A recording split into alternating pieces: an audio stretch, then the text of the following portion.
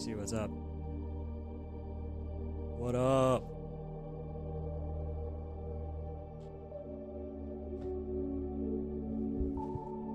Look at what we're playing today. We're playing some Downfall.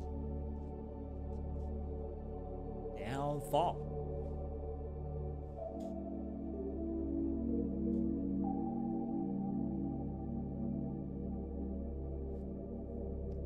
Downfall is it's a mod that has a bunch of stuff other than regular Slay the Spire. You can play regular Slay the Spire, but you can also do Downfall, which is like other characters, the bosses from Slay the Spire, and then you go the other way. So you go down on the map instead of up, and the bosses are different. Interactions are different. There's Champ, there's Automaton. I haven't unlocked a couple of them. Oh, there's the Gremlins, Snecko. There's so many different characters.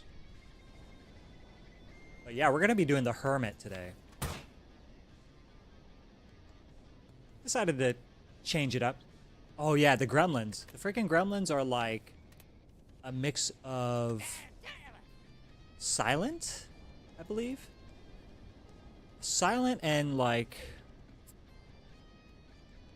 I want to say Defect. But you have all of the Gremlins, and you can move whichever one is to the front, and that's the one that's dealing damage and taking damage. And then they all do a little bit different things. Like Fat Gremlin, whenever it attacks, it applies weak. Sneaky Gremlin, whenever it attacks, it does damage 3 damage randomly, like Tingsha. Mad Gremlin, whenever it gets hit, it gains temporary strength for the next turn. And Shield Gremlin gains extra shield whenever it plays a skill like an after image. And then Wizard gains Whiz, and when you gain like stacks of Whiz, and then it increases the damage of your next attack after you've gained a certain amount of stacks of Whiz. It is pretty freaking cool. Gremlins is my favorite in the Downfall mod. And then Slime Boss is my other favorite. Slime Boss is really like Defect.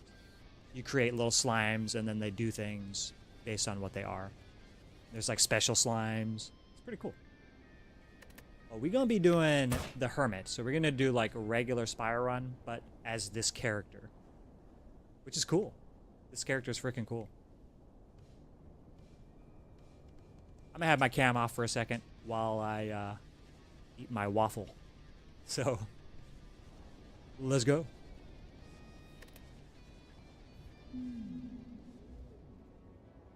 Oh, I guess I died last time. Oops.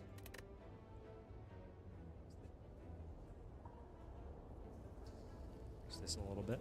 There we go.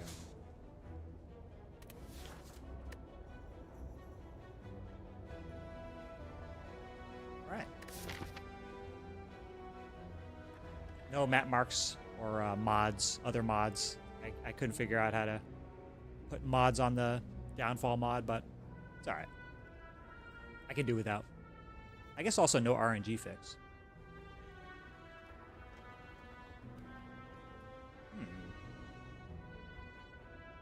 If only we had a boss swap. So yeah, this character starts with Old Locket. So at the start of each combat, add a memento into your hand. And what memento is it's considered a curse, and when it costs 0 when you play it, it makes everything, including yourself, vulnerable. So you use it when you need to deal damage and kill something, and then it cycles back into your deck. It doesn't go away, but it is considered a curse. But it's not a curse within your deck, like Sender's Bane is. It's like a curse that gets added at the start of combat. So it doesn't, like things like I forget the name of that relic that increases your strength based on how many curses you have. That isn't affected by the Old Locket. Sounds like a poor man's Wraith form. It kind of is, yeah. Yeah, I won't proc Duvidal. Yeah, that's the one, Duvidal. Should I go for a snipe? Snipe is kind of worthless, I think. I'd rather have cards than a snipe. I'm going like this way.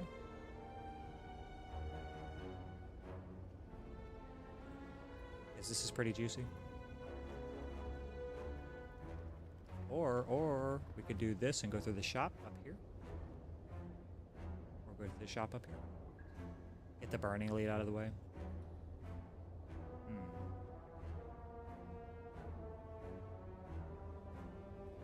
We don't do the burning elite. Slime boss. I'm not too familiar with this character. I did climb to A11 apparently. So that's a thing.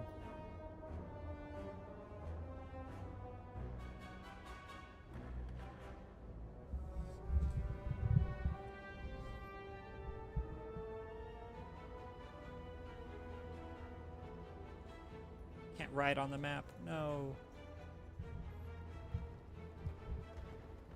Alright, let's get it going. You're fine with just trying to save HP in the hallways. And we'll talk about the mechanics of this character once we get rolling.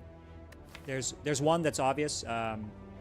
It's called Dead On. So when a card is in the middle of your hand, it activates. And it can be like, if it's odd, it's the one exactly in the middle. And if it's even, it's the two middle cards in your hand. And you can manipulate it with things like this, where you draw a card and then you discard one. I say I'm gonna go this way.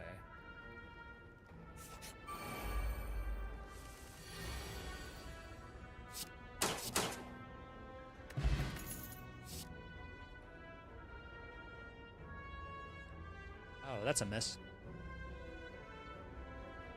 Retain. Retain is good. Low profile, gain 7 block. Gain 4 additional block for each of your debuffs. So this character does like things with curses and debuffs. Even it has cards that add or put debuffs on you, like weak and vulnerable, obviously. I like retain.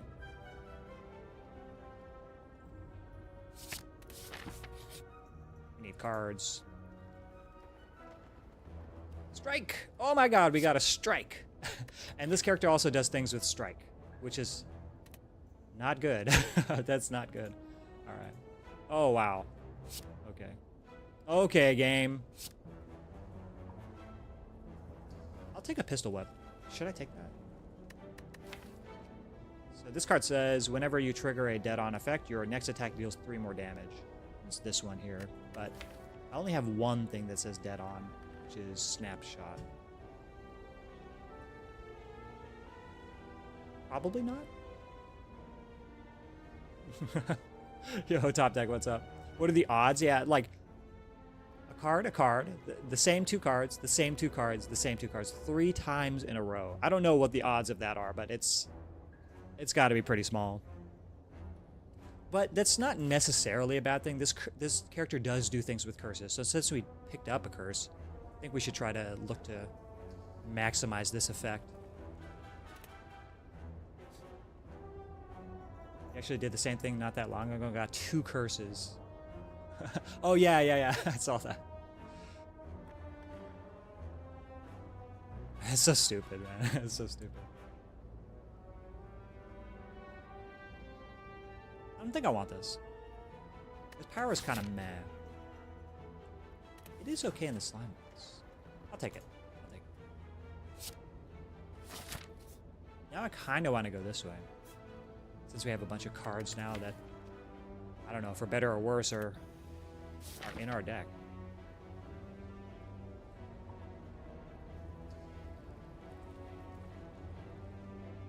Actually, I think I might end up going this way. Get these question marks and then go here. I don't really like, I don't like where this is headed, because it doesn't seem very strong into like Lagavulin. Lagavulin can really mess us up. I mean, all 3 of the elites can really screw us up, so. No, thanks. Tonic. You gain Rugged. Rugged is a mechanic that reduces the damage you take to 2 instead of 1, like Intangible does.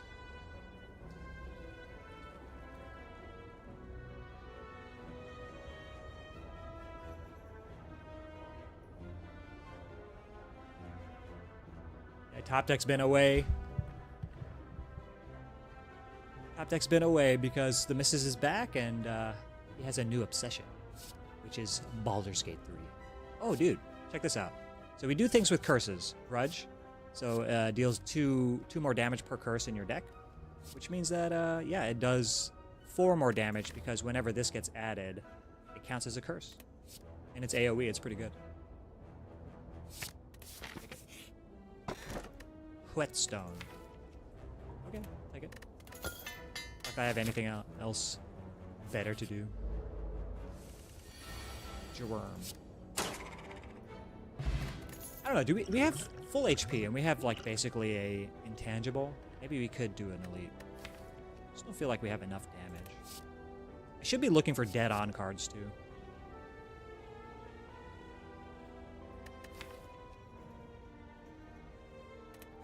So we have retain. Maybe this is good. Bruise is another mechanic in this on this character. It just increases the damage that they take by a flat amount. So it's basically like strength, except you have to apply it to the enemy.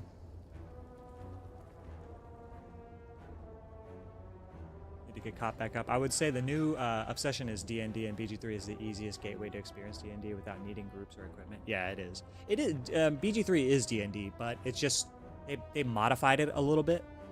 Top Deck, if you're like really serious about D&D and like playing the gamified aspects of D&D without a group, because it's hard to get people together to do that, right? You could try out another game. Not that I want to add more hours into your gaming time, but so Larian Studios is been doing like all the D&D stuff, right? But they have games previous to Baldur's Gate 3, which is Divinity Original Sin, and Divinity Original Sin 2 apparently is like one of the greatest D&D RPGs of all time, and it's made by the same studio, so you know it's gonna hit. There's even things in BG3 that are harken back to Divinity Original Sin 2. Little Easter eggs. I did not finish Divinity though, but it is a one of the greatest. Like apparently, from what I hear, it's one of the greatest CRPGs and like D&D RPGs of all time. I looked at those; they look so good, and I have them wishlisted on Steam. Yeah, hell yeah, dude! Those games are so freaking good. I want to play more of them, but dude, I just don't have time. I just don't have time. As my main complaint, as usual.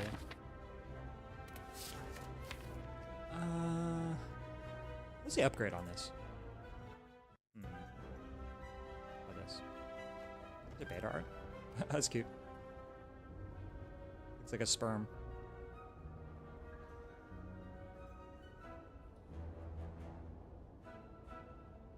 Probably upgrade this. Since this applies to all and we have this AoE card, I think I will do this. It's not like we get to do anything against sentries though, huh?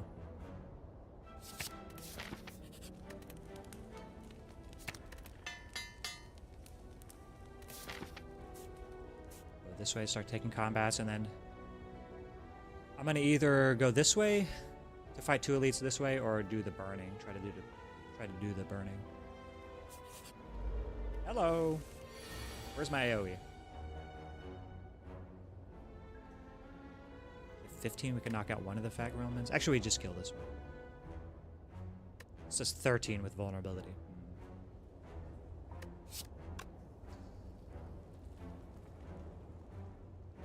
There's also A20 roll. Oops, roll 20 I meant. Roll 20?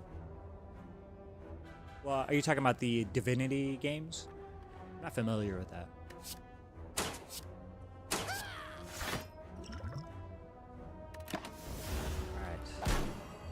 Wizard, you gotta die.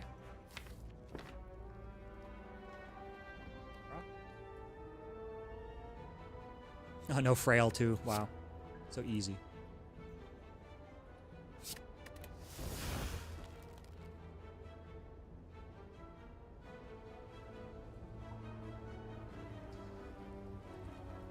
In the block. These go to 7, right? So we can take the damage and then just go in on this one. So we can go apply vulnerability. I wonder if I just apply vulnerable next turn. I do need to kill this though. This can never be in the middle. Is that true? Yeah.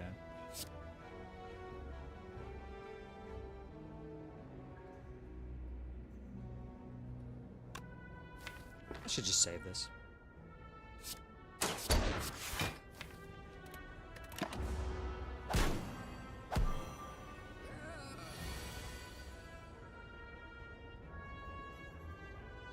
Oh, you like the Hermit sound effects? Yeah, like pew pew shooting guns. Pew pew. Alright, goodbye, fools. That's actually an interesting card to have, the Jack, because it moves our cards back towards the middle if it's on the left. Ah.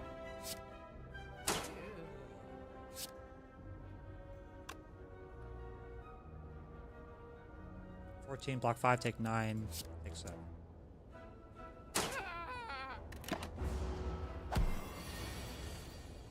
That's what we get for bottom decking our AoE. Website to play tabletop games with people around the world. Now that I got affiliate, I need to get my Discord up and add a D&D channel for possible community D&D campaigns. Hell yeah, dude. That'd be awesome. Heal? We're looking worse and worse in this line, boss. Take a heal.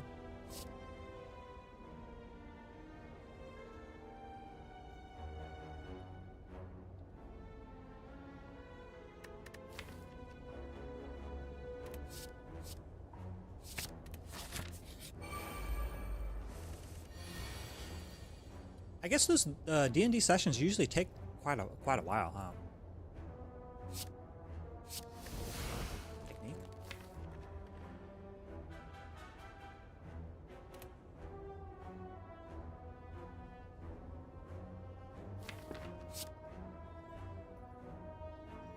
Maybe I hold this.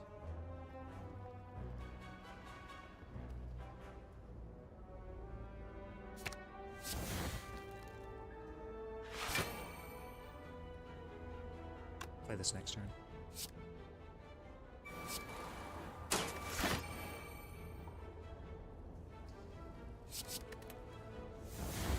Oh wait, it was ethereal.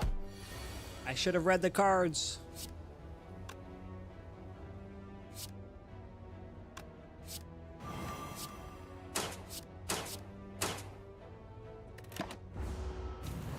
My 10 healing, no. And here's what Bruise does. When you add Bruise, it puts this little debuff on, and then instead of 6, you deal 8. This is 2 Bruise. Dead on. Dead on. Apply directly to the forehead. I need damage. I'll take it.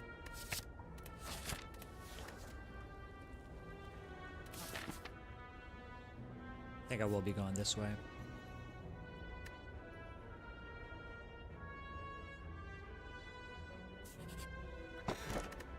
Nunchaku. Yes. Once I get caught back up on Twitch and get all set up, join a weekend, get something like going. Hell yeah, I'm down. Totally down. What's any other ideas? I'm new to gaming. Just started being serious in the last year, so I have much to learn. Well, it's definitely a different world than sports games. That's for sure.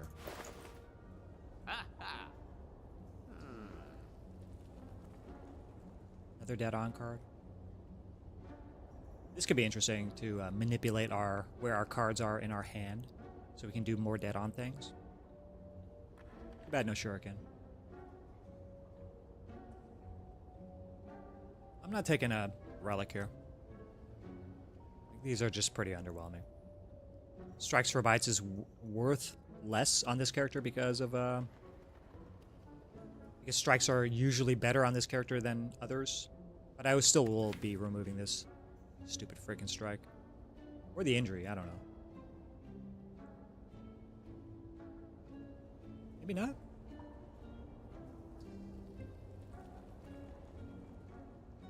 Maybe next upgrade is actually this card, because it draws 2. Holds 3. Next 2.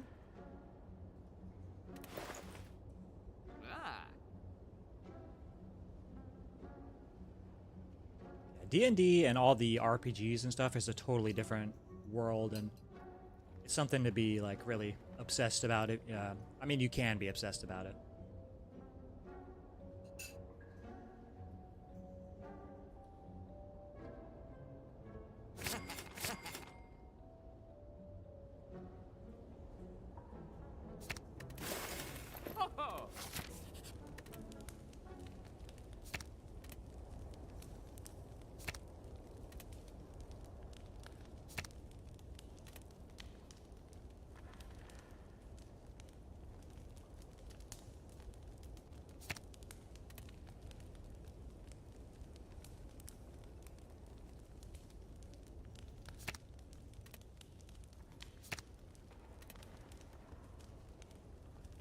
Nothing really to upgrade, huh?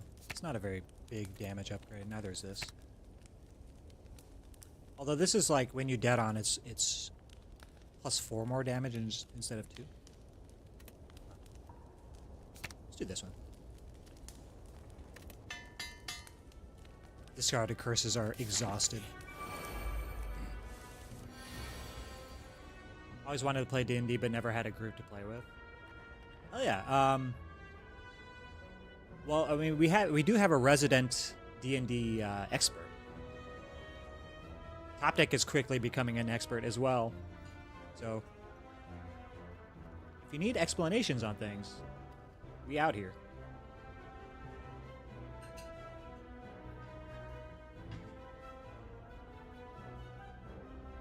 That's all good, Top Deck.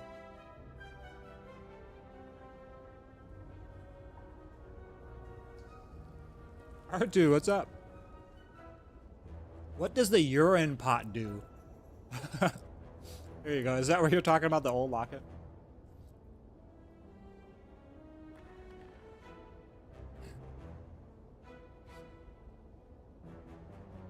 Yeah, Big Cac, I mean, if he had time, he could join us. I don't know how willing he would be, because I know he has his own campaign running. I think he DMs for his campaign, though. Maybe he'd want to be a player instead. I'm not sure. You'd have to talk to him. Bruh.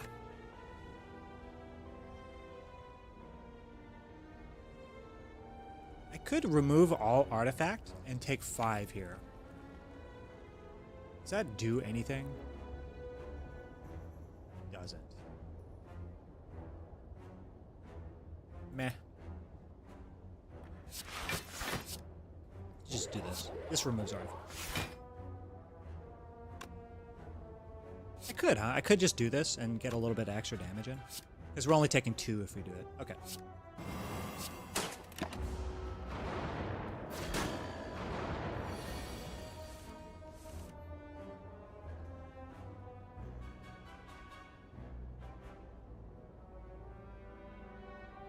We can use both of these this turn. So I do this first. Draw with this. So again, for those unfamiliar, Dead On says that if your card, the card that has Dead On is in the middle of your hand, it gains this effect. So it does the thing on the text. Dead On, gain 1 energy, draw a card. It's in the middle 2. And this is also now in the middle too.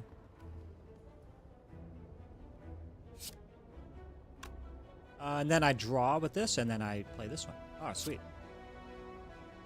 R. What damage does this do? 8. If I do this, it only gets 6 block from this. This works kind of like Wallop from Watcher. Let's do this. And we do this. Actually, it won't be in the middle anymore. What if I draw into Grudge here? Let's play that then. Because there's no way I get the block from this. Well, actually, I get the damage, so I should try to kill. Yeah.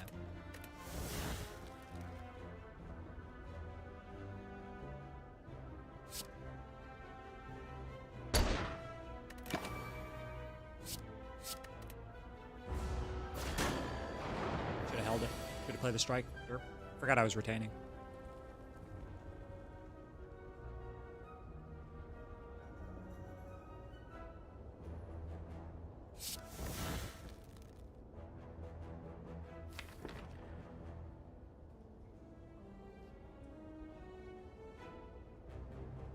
I'm ingesting info daily. I get obsessed with something and dive headfirst, yeah.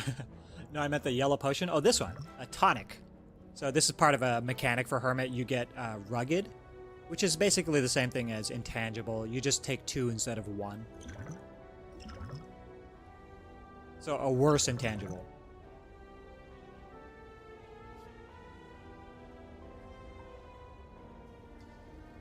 Download the core rulebooks and been studying them like I'm trying to get into Harvard. Wonder if Slay the Spire 2 will steal that mechanic. I also wonder if they'll do some stuff like that's in Downfall, which would be awesome, right? That would be really cool. It's basically blocks for 10. We just grudge. You can flash and flash. Nice.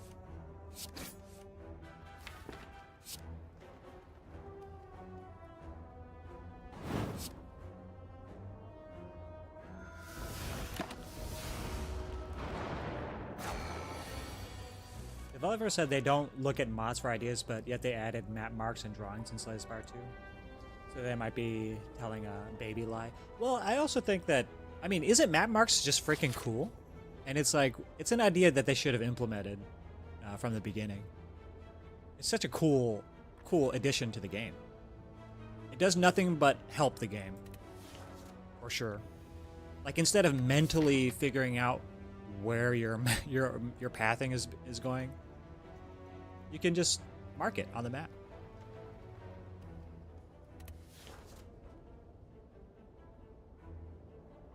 So let's see. We can knock this one out. So we don't have to take 10. But then we play a defend.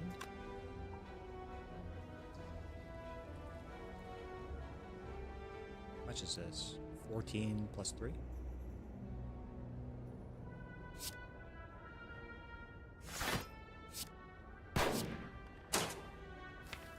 Likely to draw into a daze, so I just do it.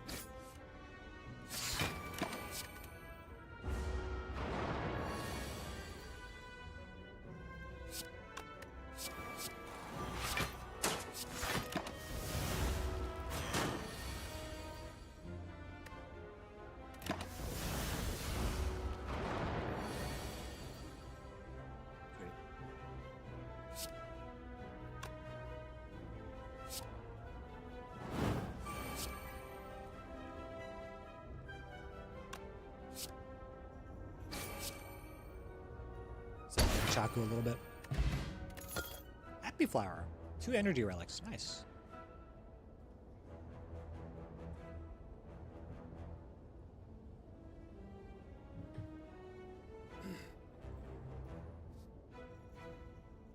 Toptech, are you studying a specific rule set? I know that, I don't know what's popular in tabletop, but like, because BG3 does like a modified 5th edition. But I think that it goes up to 7th edition, doesn't it? It gets a lot more complicated. I heard that 5th edition is a lot more simplified.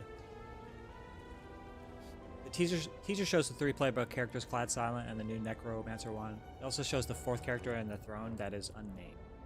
I wonder if that is an act boss and not a player. It's a possibly a downfall mechanic. will be part of Slay the Spire 2 and not a mod edition. Or 5e. 5.5 is the newest? Oh, okay, okay.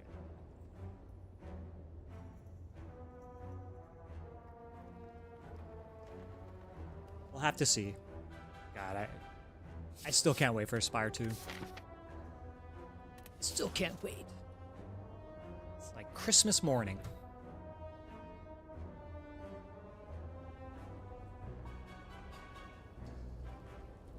So here's something that is pretty cool.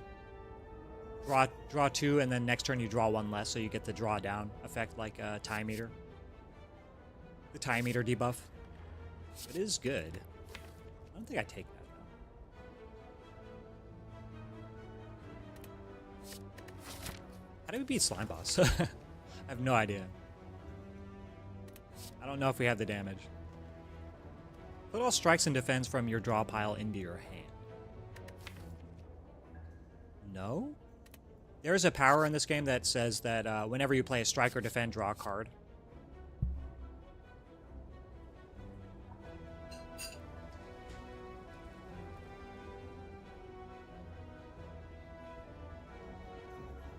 It'll be here before we know it. Yeah, it is already June. The months are getting along. I wonder what really their target release is.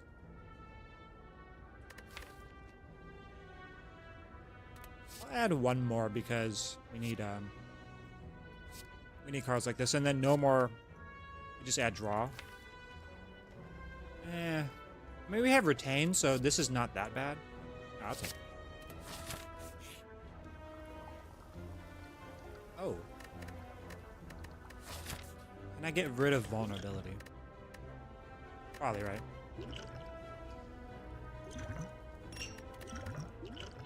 Juice. What is this? Ooze infused drink. Add 4 random 0-cost cards to your hand. So these are, you're adding 0-cost, the cards that are actually 0-cost, not like a bunch of cards that are made 0-cost by the potion.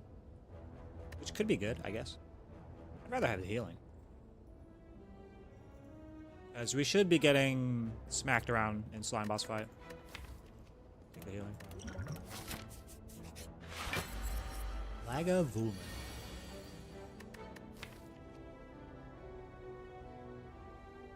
Okay. Should be not too bad.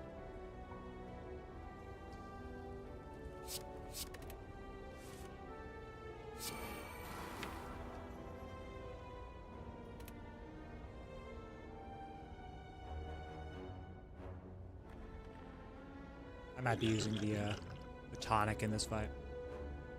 Probably, I guess.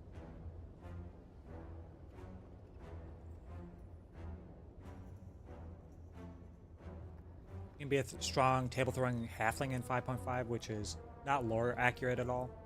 So 5.5 gets some hate, but allows you to play a character however you please without being hindered or helped by a race proficiency.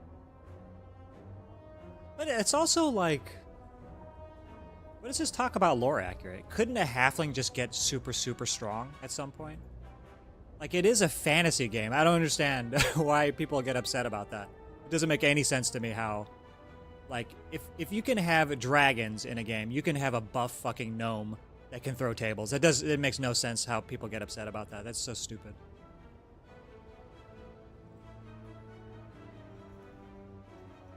You're literally talking to demons, and you're worried about if a halfling is strong enough to throw an axe that's their size and their weight. It just is stupid.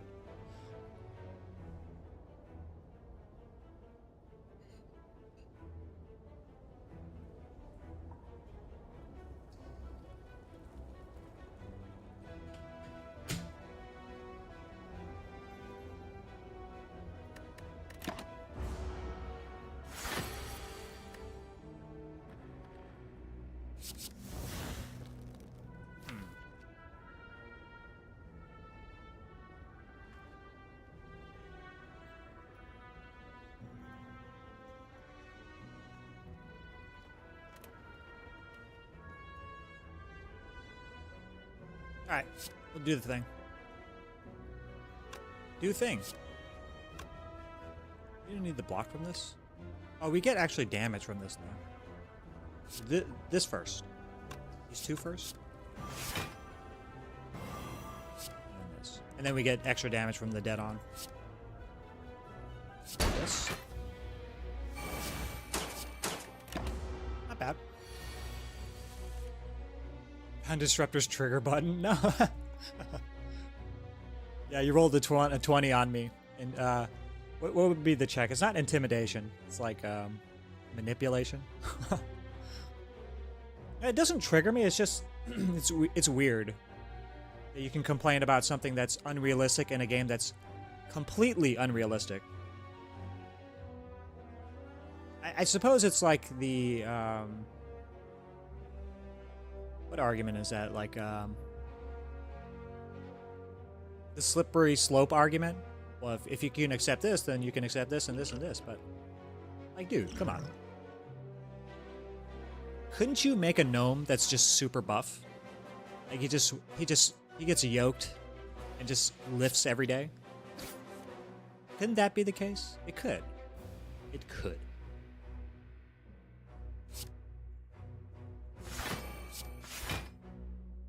Is there any reason to hold this strike? Actually, there is a reason, because this can be further to the right, and then I can play it and draw a card, instead of this being all the way on the left. But then we have an extra energy next turn anyway.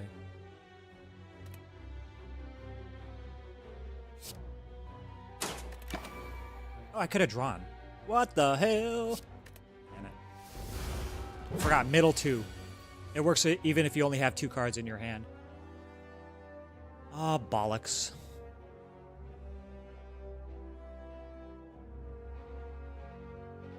I think I will rugged this one, so I can reprieve.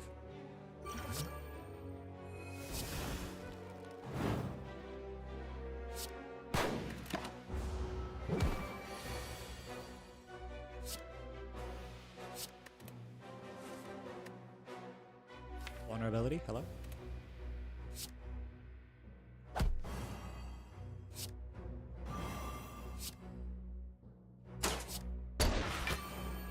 And then we'll get the damage. Well, we should have done that this turn, actually. Oops.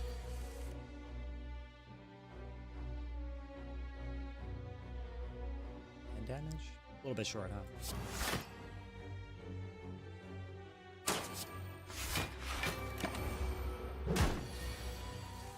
Alright, goodbye.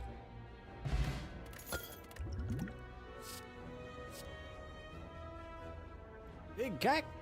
Good morning, what's up?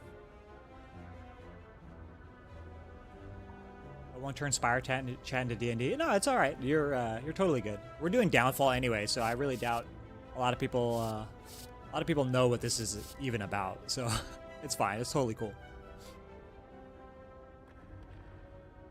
Thanks for hanging out, Top Deck. Appreciate you. Something about the brown border of this character card is so distracting to me, especially for commons. The gray banner looks bad. Oh, you're talking about this? Oh, I never noticed that. Now that you mention it. Oh, God. Yes, you can make a gnome character that ends up getting 20 strength, and same as any other PC, but there is a size component to the amount of weight you can carry, so being small means less ability to push-pull and restrictions on size creatures you can grapple.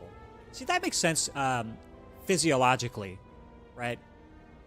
But as far as like a gnome that's super, super strong, maybe he's magically strong, right? Couldn't he just pick up a big dude?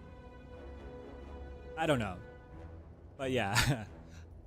Because I don't know if you're hearing my rant, but I was just annoyed that people get annoyed that a gnome is super strong and can pick somebody up and throw them.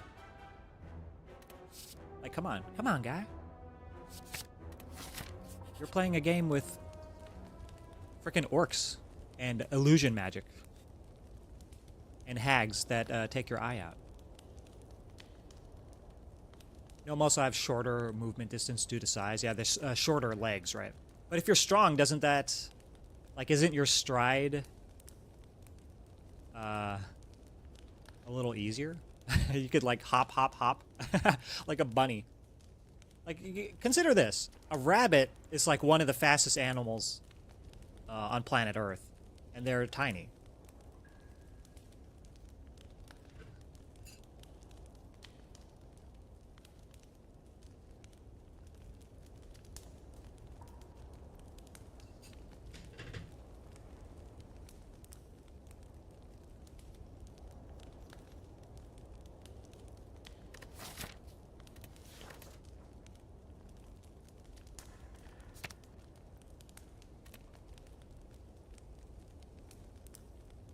Start upgrading draw, I think.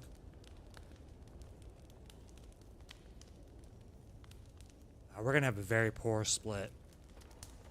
And the slimes aren't gonna do us very much justice.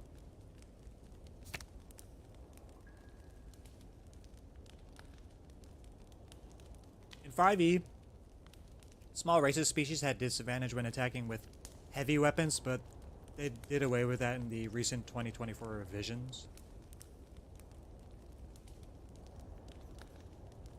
5.5 update. No longer in 5.5e, all races have 30 feet movement speed base, with a few exceptions that have a 35 feet. They make characters bland. I gave the example that you can create however you want and not be as tied to character lore. That's how we got the table flipping gnomes. Does it make the game more bland that way? I don't know. I think it makes it more unique. You can have a gnome. Well, I guess the argument is like, okay, it's analogous to what pissed people off in World of Warcraft, where you can, like, some races were tied to one faction or the other, or not races. Some of the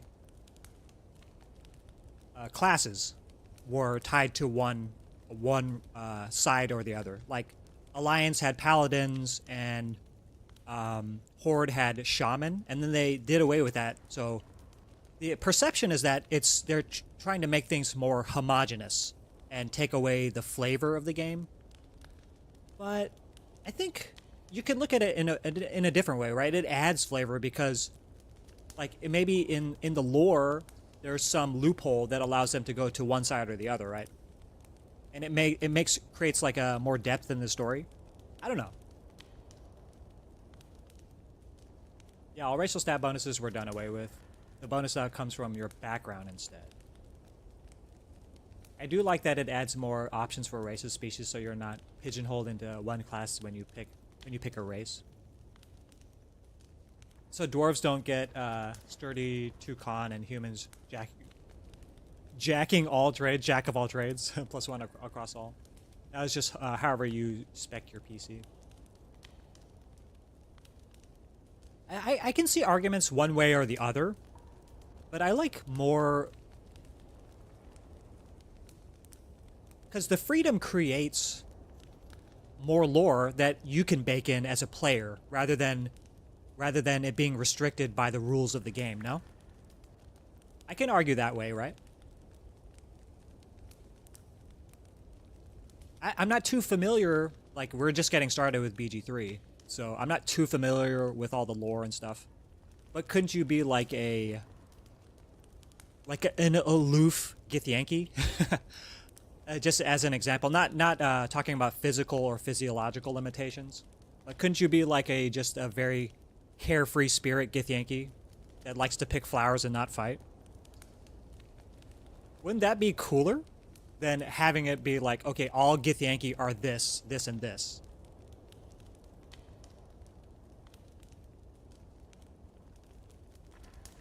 All right, let me turn on the cam.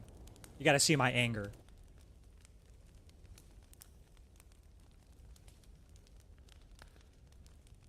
Yes, I am angry. I'm just kidding, I'm not angry. These are very interesting discussions, though. I should have done happy flower things. Whoops.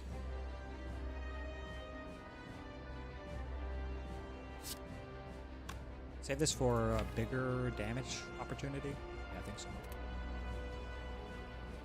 I have to use this now.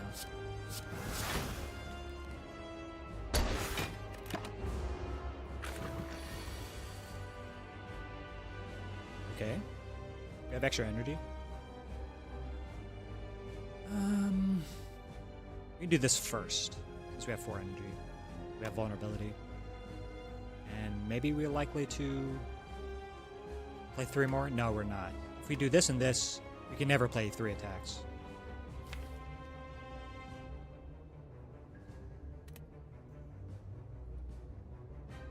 No, we have Flash of Steel. So that's the only case. Let's just draw first. Since this is already in the middle.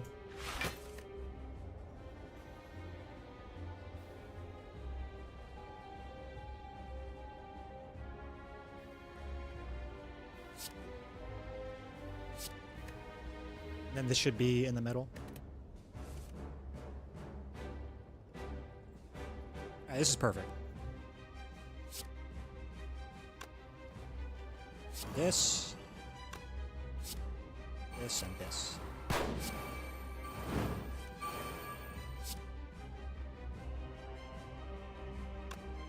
We can even do this first. 18 plus 31.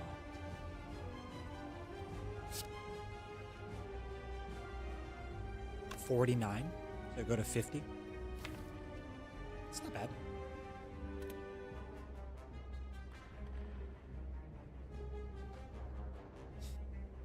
What's up, Redbeard? Is this the Baldur's Gate gun DLC? Yes, it is. 10th edition. D&D 10th edition.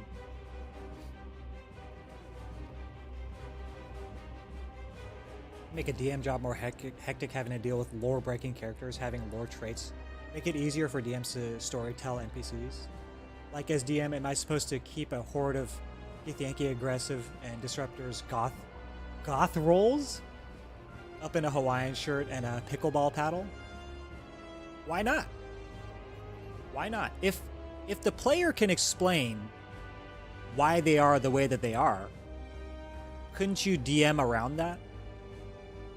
If the logic makes sense, or if like or if it's just like, you know, part of a quirk of their personality, your character's personality. I don't know. I've never played tabletop, so I have no idea how that would work. It might be annoying for a DM for sure. It sounds annoying. I'm just an orc that is non-aggressive, and I like to talk to people even though I suck at it. I don't know. That creates more flavor, in my opinion. More interesting ways to play the game. Maybe one day, you know, you're playing as somebody who's non-aggressive, but canonically is. And then one day they have a moment where they just freaking snap and start killing everybody. You know, you could make interest in that way too, where they revert back to their canonical story, right? Their canonical background.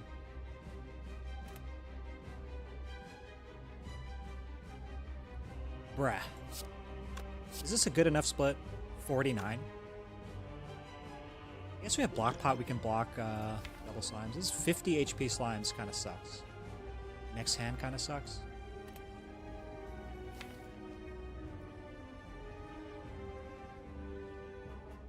We can also block next turn, maybe. Grumble, grumble.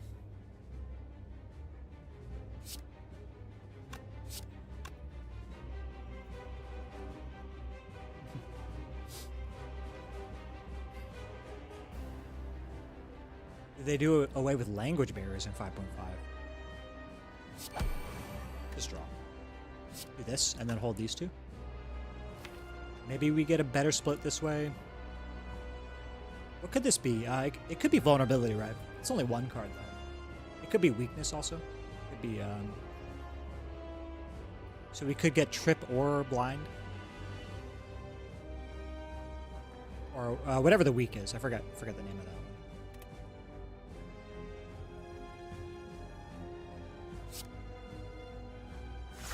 Get a better split this way.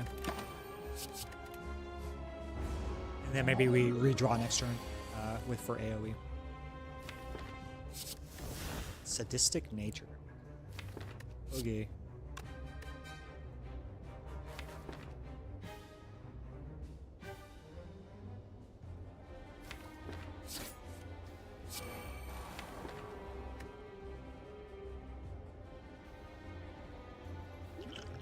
for 17. Take 21. For a better split. Is this 27? Goes to 50, 51. 51 split sounds pretty bad. You could wait and wait for a happy flower. We're gonna have a bunch of slime. I think I'm actually gonna play these.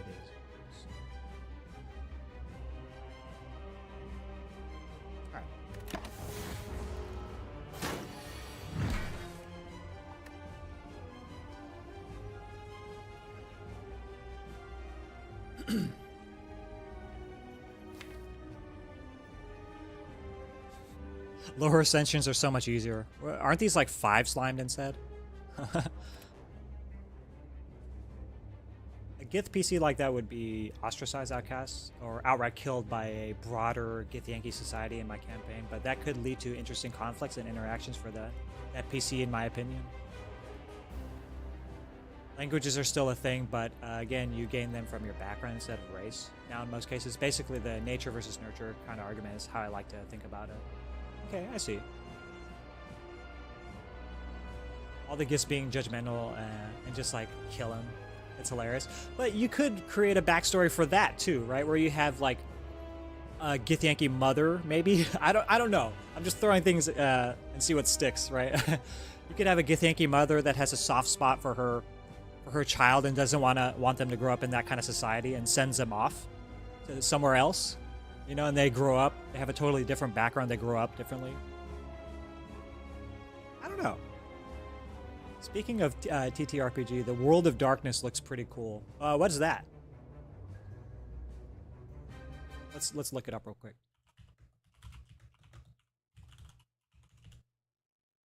Storytelling systems rulebook. Oh, it's based on books.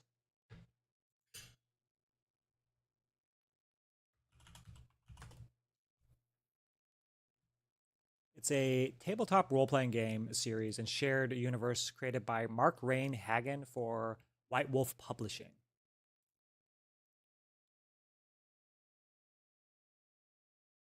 Goth punk setting? That's awesome. Hell yeah, dude. Is it new? How? I've never heard of that. Just wanted to imagine Disruptor's Gith being like that famous meme, Daddy Chill, the Gith leader. What the heck? What the heck is even that?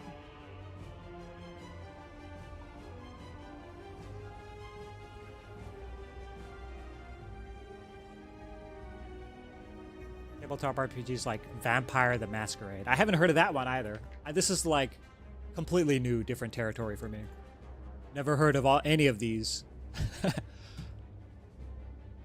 think I go in now, right?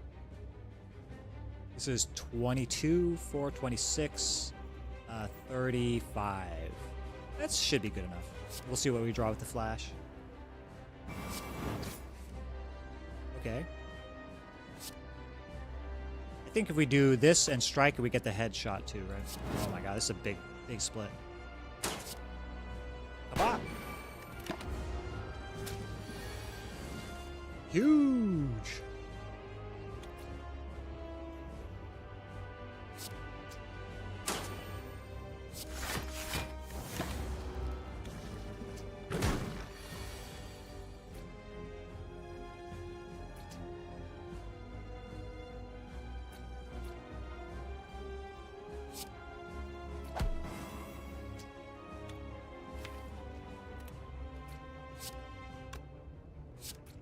Do this, and then this deals 12.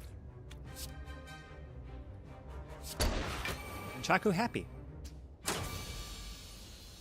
Flower sad.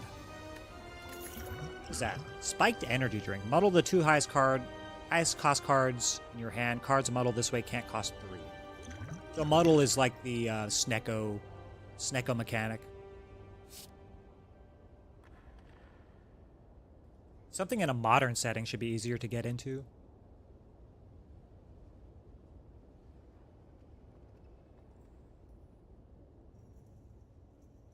I'm new to gaming outside of Madden and MLB. I found out I love D&D and RPGs. I got affiliate and we'll make a Discord. Oh yeah, Top Deck is going all in on this. Big Cac, so he's really getting into the nitty gritty of it. He might know as much as you do. Probably, maybe not. I don't know.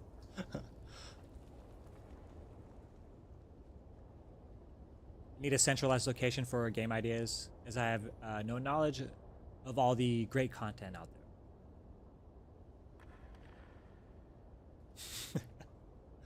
Never played Vampire, but seems pretty cool. I personally prefer fantasy settings in D&D. Just has so much media information out there that I find it's fairly easy to bring in new players, since most people have at least heard about it. Yeah, D&D is the quintessential like experience, right? And then everything is a deviation from that, or derivative, I guess. Not derivative as in like a negative thing, but as in doing something that with modified ideas from the original. Oh yeah, nobody said congrats to Top Deck. Congrats Top Deck. And also, shout out Top Deck. He is affiliate now. There we go.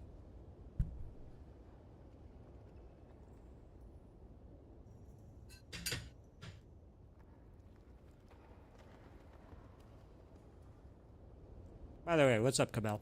We're talking nerd talk. D&D talk. There's a power I was talking about earlier.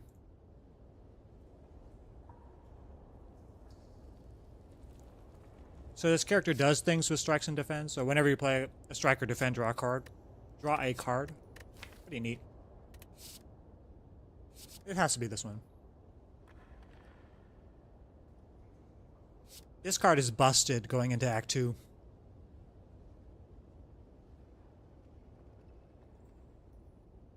Like this, deal 13 to all and stun enemies that don't intend to attack. What this says to me is like, okay, deal AoE damage, and sometimes it's artifact, sometimes it blocks for a bunch, or blocks a bunch of debuffs. It's just too good. Stops an enemy from buffing for a round.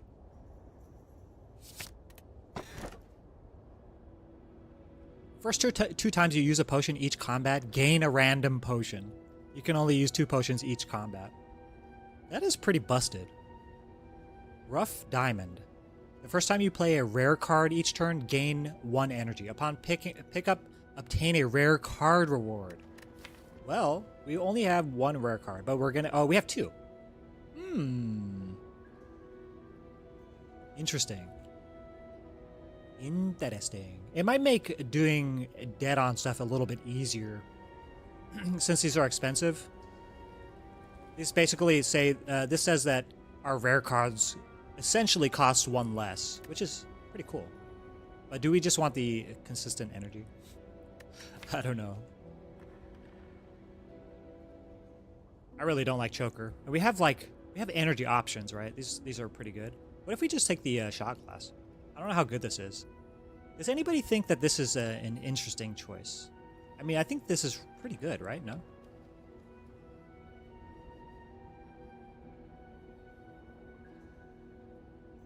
Cash 'em Bezos monies. I played or learned all the D&D rule sets dating back to AD&D. No shade, but at Top Deck, but he's got some ground to make up. And congrats! Oh, we got some competition going on. But yeah, I wouldn't doubt that you know a lot more than Top Deck. Top Deck is just getting into it, so you can't blame him for not knowing that much either. Not feeling well, but here to chill. Oh, I'm sorry to hear that. Well, I'm here to provide my soothing voice. Smooth jazz. Smooth jazz voice. Those words never came from me. Yeah. I'm just starting shit in my own chat. I'm sorry, alright? I'm a fire starter. Instigator.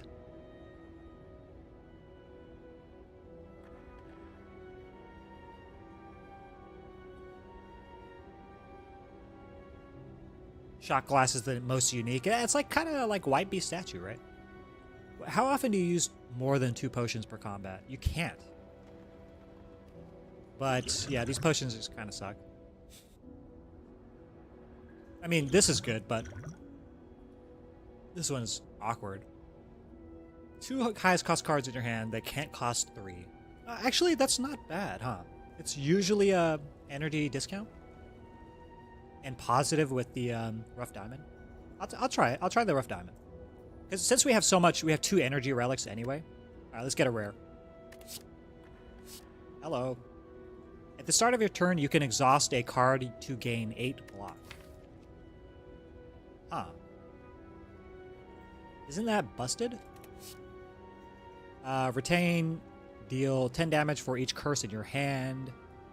For each card in your exhaust pile, a random enemy loses 5 HP. Do we exhaust?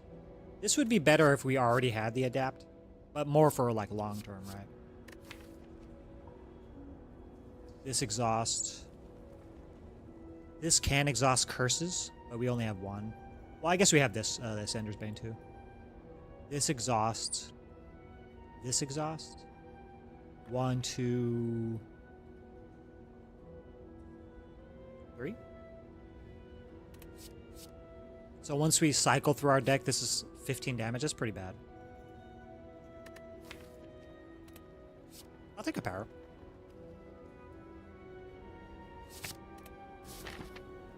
I mean, it costs basically 2, right? And I think the upgrade is the energy. Yeah. The first time you play a rare card each turn. Cool.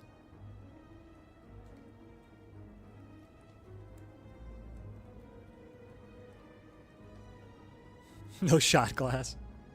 When were you drinking Jaeger, Top Deck? I thought you didn't like to drink that much. I like Jaeger. Just in moderation. You have Toy Relic, then Shot is broken, sustained. Well, the issue is that you can only play 2. That was the downside of the... But it's not like we're creating potions in combat. You're only creating the ones that you... when you play it. But yeah, Toy would be good with that one. It's just 10 healing per combat, though. Like, guaranteed 10. Like, you have a guaranteed 10 healing. But then you can't hold potions for, like, later on, like, for Act 4 bosses or Heart. I mean, I guess you could. You just give up the healing from the Toy Ornithopter. And the utility of the relic itself.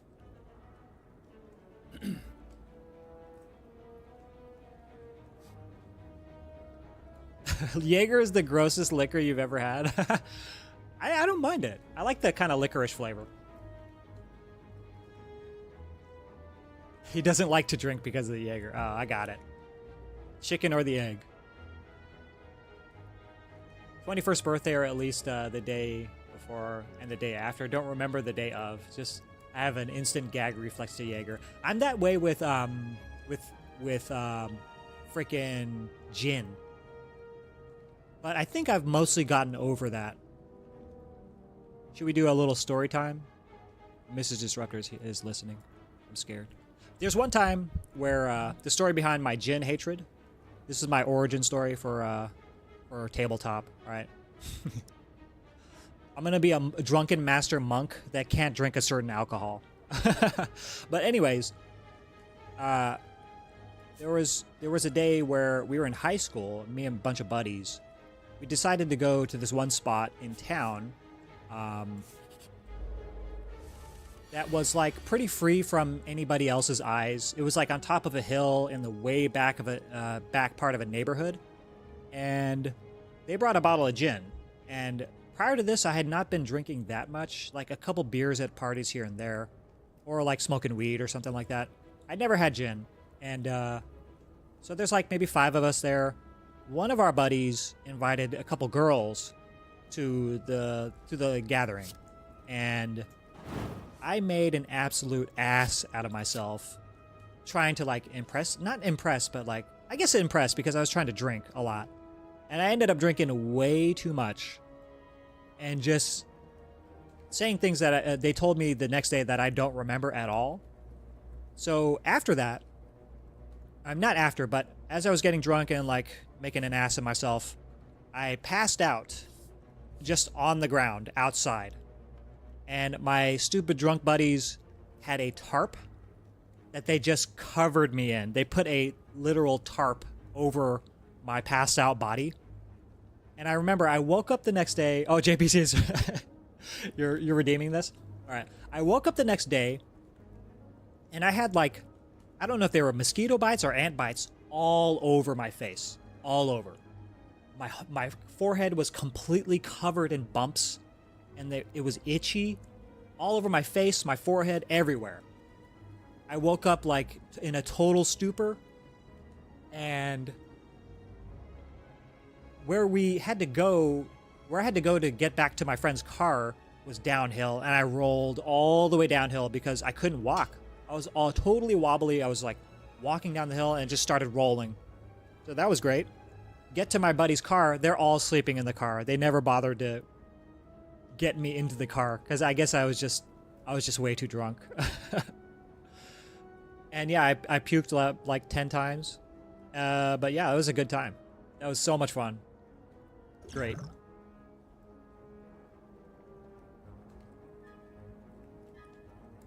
Some people just hate the flavors of anise. I can understand, but I don't mind it. Yeah, I don't mind it. I like anise. I love long hair, so gin is nice. It's like drinking a tree. Yeah, it's like a Christmas tree. I think I'm over it though now. My man got the corpse treatment with the tarp. Yeah, they didn't use the scroll of revivify.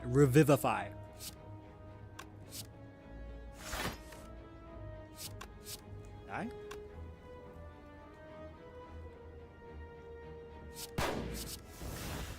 Thinking. Oh, that's a rare card. We get an energy back. It's not attacking. I'll put this on top. And 2 strikes and coalescence.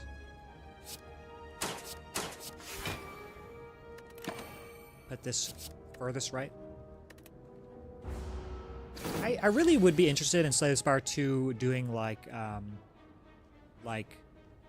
card positioning things like this, like the Dead Autumn mechanic. I think this is really cool.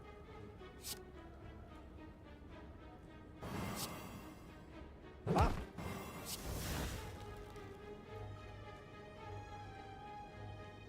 Let's draw first.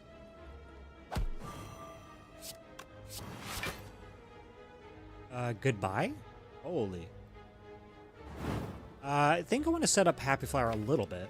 He's stunned, right? So he's going to try to debuff me again, and I can wait a couple turns for the reprieve. Okay, just wait.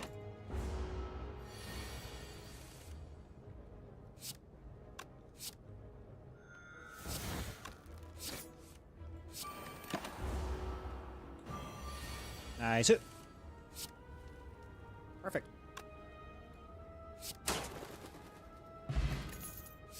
I don't have to have both of these on the maximum number. At the start of your turn, concentrate. Ooh. We are doing things.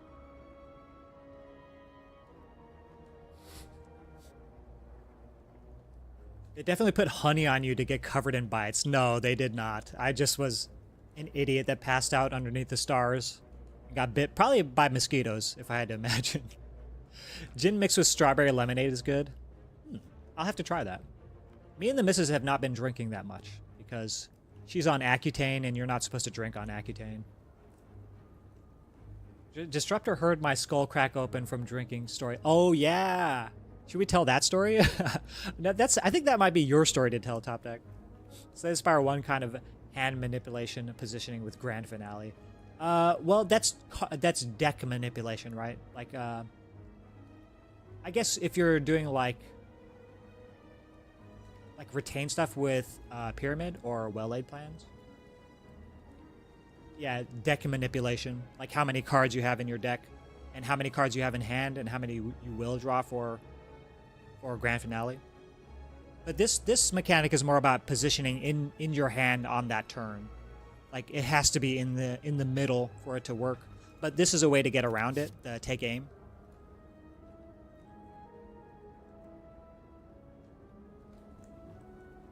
Is this interesting? Low profile, gain 9 block, gain 5 additional block for each of your debuffs. We can only apply 1 debuff to ourselves, seems like. Yeah. Yeah, that's true. Only 9 block then. Or like 14 sometimes. Take aim. I want more dead-on stuff.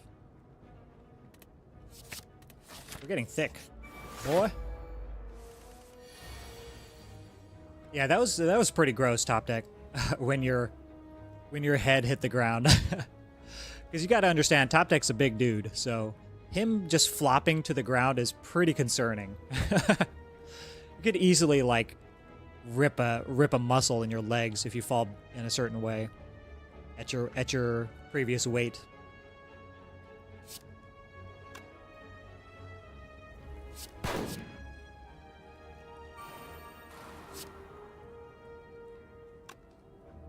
I think this is a debuff. I'm pretty sure. I don't know. I could have tested it.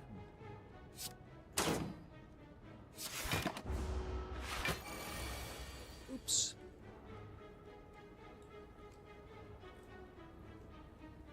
Should have used this too to just strip artifact.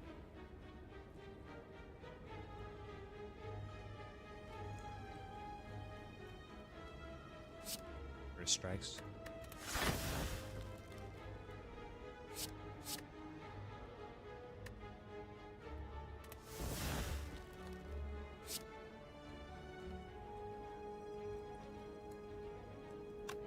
Just do this.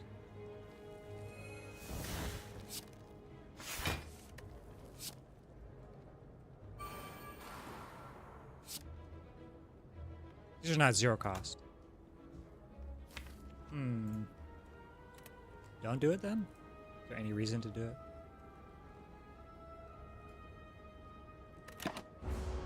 it? Mrs. Disruptor, ever since then, he doesn't drink. Sads. No memory of that? Yeah. I definitely reduced my drinks to very rare occasions after that, for sure. The origin of my reduced drinking. Yeah. And I can understand why. That was a pretty bad fall. And it was like a very sudden, like it just straight up went like a sack of potatoes. Went down.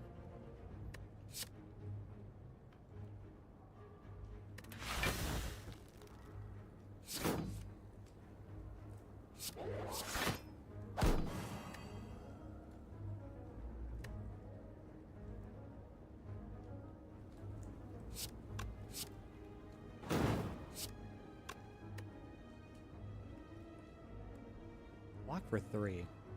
Ew. So end the fight faster. Ouch.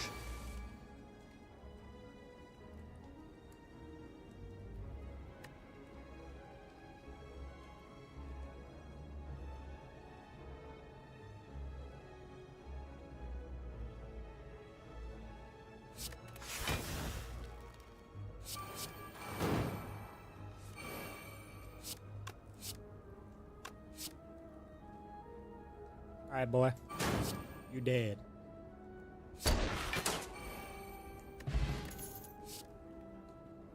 Another From the Beyond. This costs basically 0, right? Or refunds itself. Let's see upgrade. 7 HP. What are we exhausting? Still the same, right? Not that much.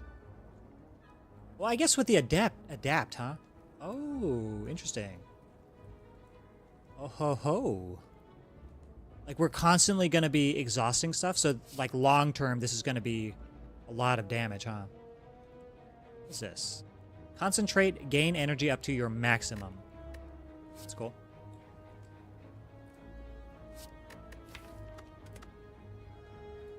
And we are kind of offensive. I don't mean to be, but I am offensive. Right, I'll try it. I might die.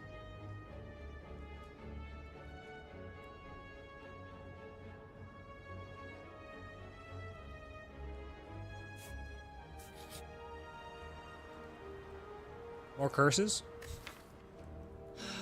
More curses to exhaust. Right. Alright, we didn't get a curse. We got Tori instead. That's a pretty good trade-off.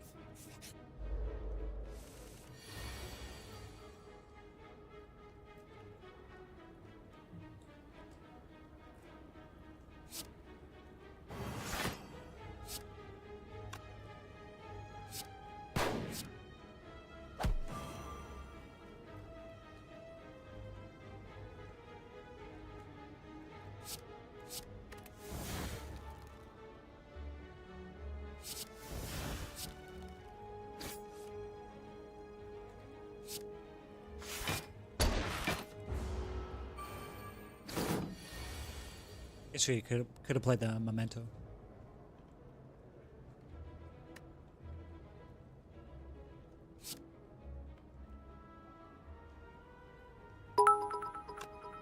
Whoa! Yo! Top deck with 100 bits.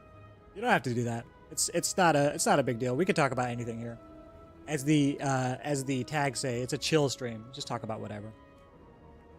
Sorry for the chat hijack. I was not active much this week and went crazy. Good luck on the run. Thank you. Appreciate you. Good luck on the work. Working for the man. Oh, she had the freaking drop kick here. Roundhouse kick.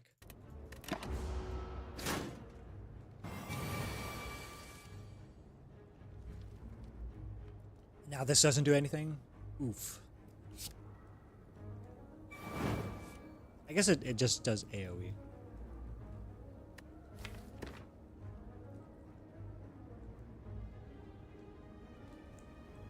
And gives me back 1 energy. I should start putting damage here then.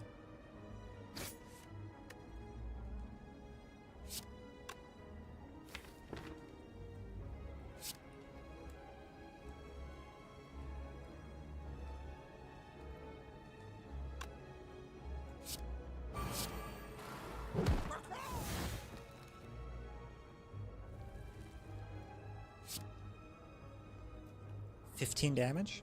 Pretty good. Oh, is that a skill? It's not an attack, it's a skill. Oh, interesting.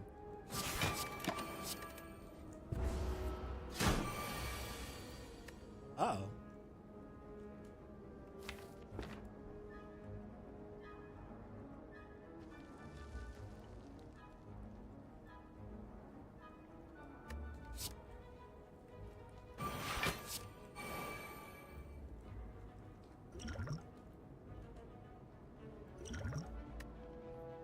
Play both of these, but at what cost?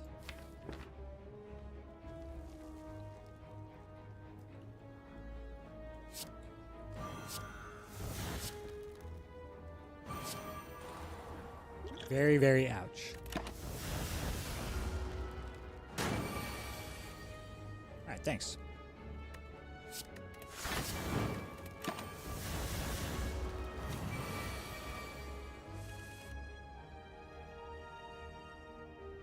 You can choose to not exhaust too. Just exhaust this.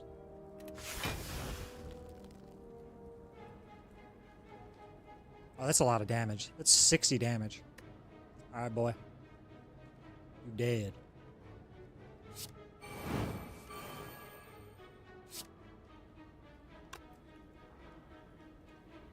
A random enemy loses 6 HP. So it's not damaged, so it's not affected by the bruise, I think. Bruised targets take more attack damage, so this is not attack damage. It's still a lot, though. 5 times 12? 60. Alright. Play one more attack.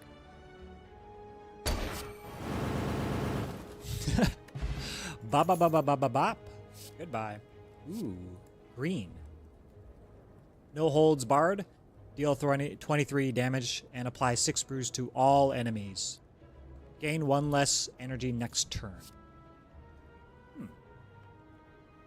Do I want more draw? I think I want more draw.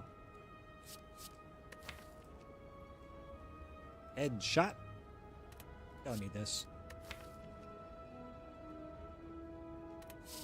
We need more draw, not more AoE. Because we're not doing anything with like debuffs on our character, like from, what is this? Quick draw? Quick draw and no holds barred puts a debuff on you, and then we don't do anything with those debuffs. So we'd rather not. But do we take it because it's green? That's a ton of damage with these two together, huh? We have retain.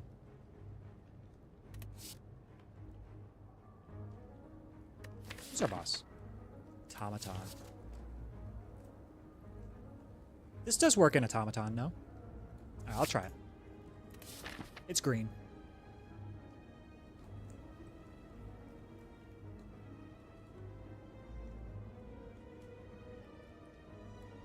I want to go left side like this.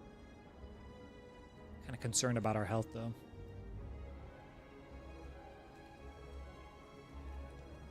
Good shot. Hello. Draw. We take it because it says draw. I'm not quite sure, but I think this character has a lot of problems that are similar to Ironclad, and that you don't just... If you don't take draw when you see it, you're going to be very sorry that you didn't later on in your runs. Make our choice is very simple.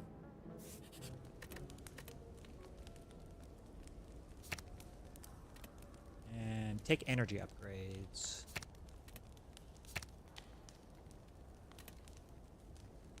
I don't think I need to upgrade that.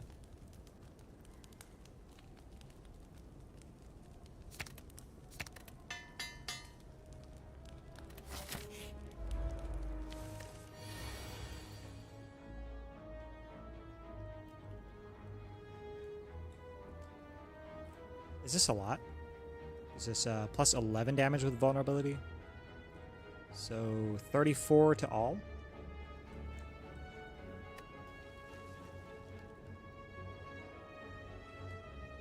If we do this, we gain 1 back and then we can play this, but that doesn't seem very smart.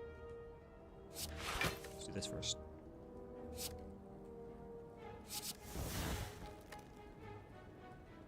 We can save this for later. Or this. Let's do this now. Get a skill.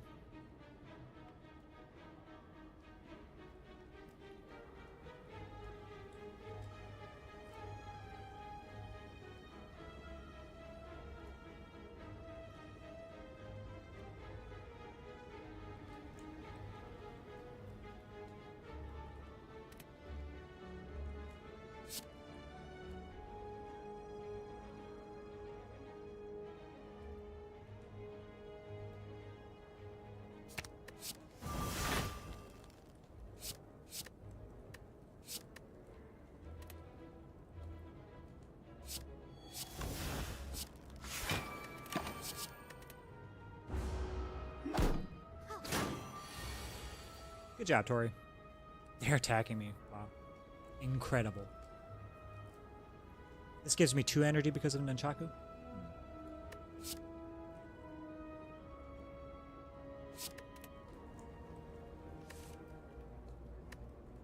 Bruh.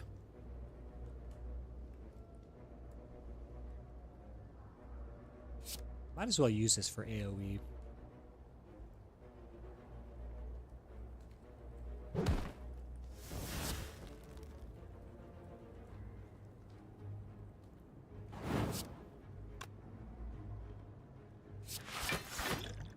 I can stall this fight too to take advantage of this healing potion.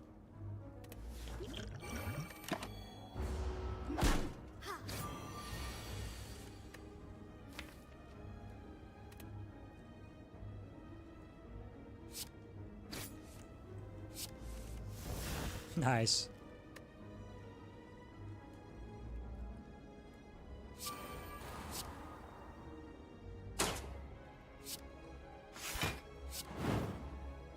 Was that not dead on? I guess it wasn't.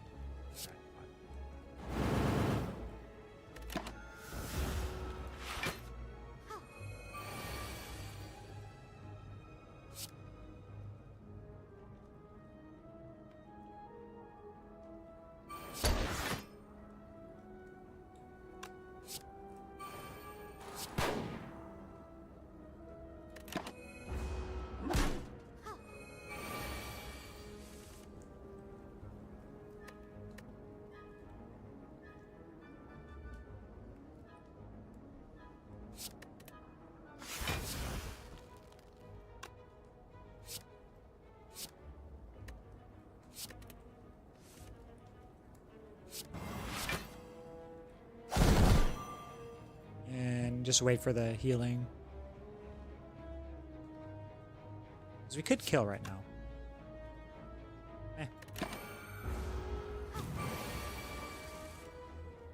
Wait for a couple turns for the flower too.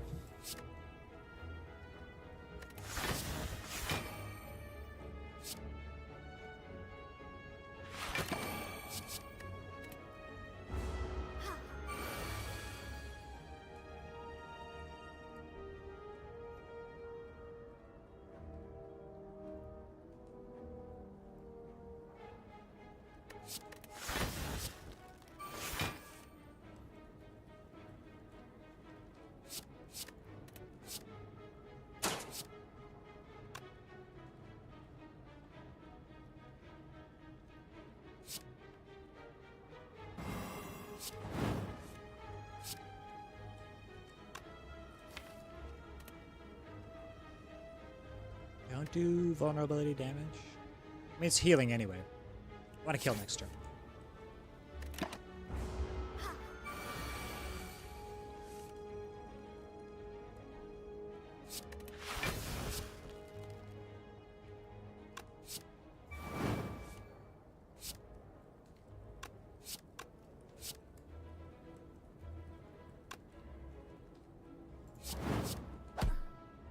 Good enough. What's that? Liquid Void. Put one card from your exhaust pile into your hand. It costs 0 this turn. Oh. That's cool. Exhume. More blocking cards and more retain. I like it. We can hold cards to exhaust with the adapt. That's pretty cool. Reduce the cost of a random card in your hand by 1 this turn. So more energy discounts. I like this. More retain, please. Mind hovering over your starting relic for a sec so I can digest this effect. Oh yeah. It just adds that vulnerability thing, the 0 cost vulnerability and retain thing to your hand. And you can exhaust the memento that gets added to your hand because it's considered a curse. Sailor Relics doesn't seem to work with Downfall mod on my end. I guess it just doesn't work with Downfall at all. That is a weird thing, huh? But yeah, you get the Memento, which is the vulnerable to all, including yourself. And it's considered a curse, so it gets buffed. It buffs things like this. Deal 3 more damage for all your curse cards. And it's something that can be exhausted by this card, Covet. Discarded cards, curses are exhausted. I don't know why I upgraded this, but here we are. I need a draw. This looks like a 1 elite act. Let's keep on upgrading.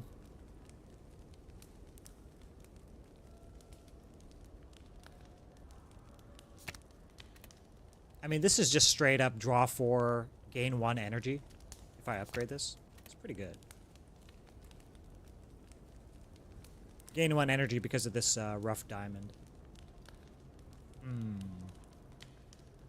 Just upgrade powers.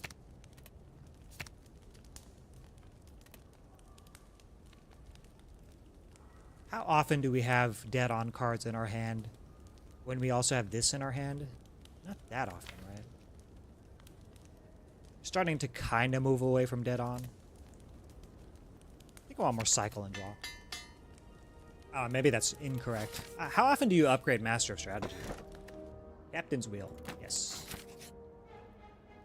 Red Mask Gang. Okay. Do it.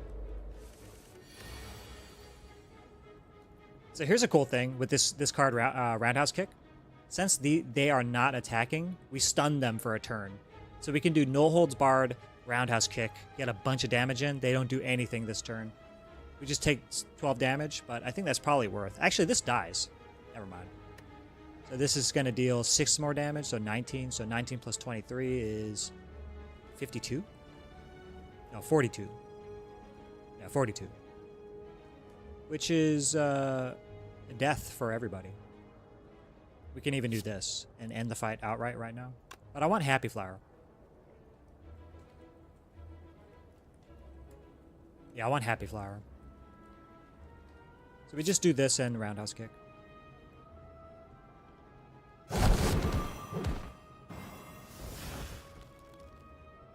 And don't do anything else. Be stunned.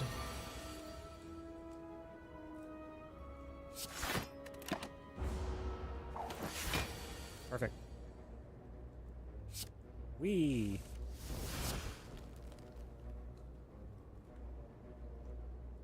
Get wrecked, Red Mask Gang.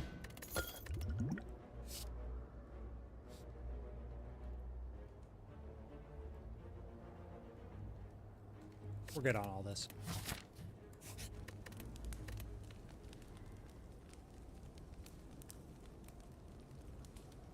Just damage? Yeah, 5 damage is pretty significant, though. But I feel like this is going to just destroy the boss. After we kill the minions.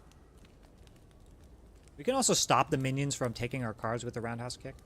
Pretty cool. This one. How much damage would Golden Bullet do with upgrade? Golden Bullet... if I remember correctly, it's like 24 damage. So it starts at 18 and it goes to 24. But every time you use it, it gets its cost permanently reduced. So it starts at 3, and once you use it for fatal damage 3 times, like feed, you can make it cost 0.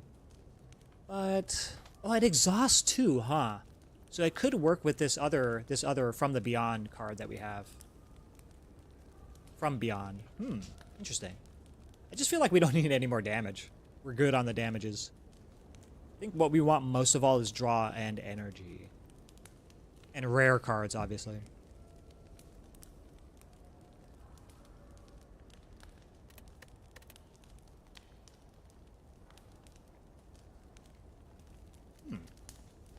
Let's do this, because it concentrates, so when you concentrate, you can play a dead-on card from wherever it is in your hand. It's probably the most worth upgrade, I think, looking at this.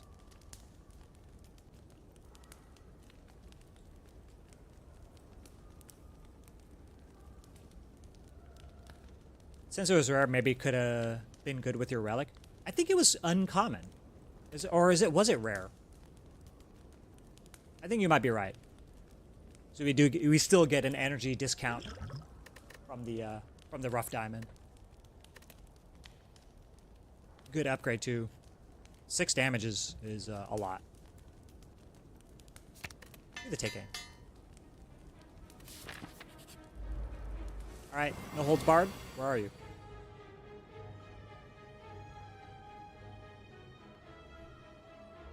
It was uncommon. Oh, okay. I felt like it was uncommon just because it said golden.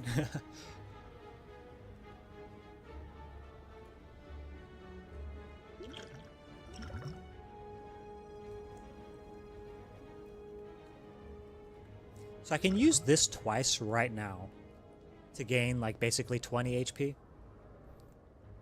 This is different too in lower ascensions. Like usually this is always 34 on turn 1. They feel like being nice today for some reason.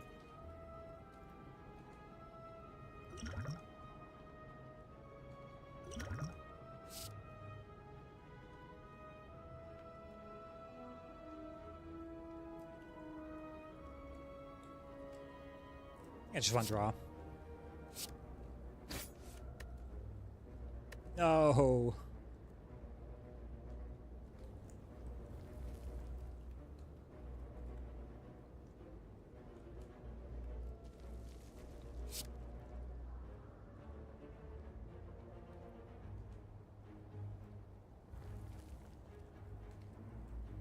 We have no dead-on cards. All right. Take 24.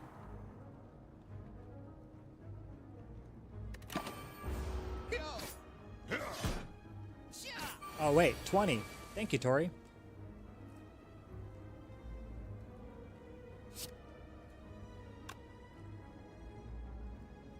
So 36. And kill this one. No vulnerable for me. Yeah, no vulnerable for me.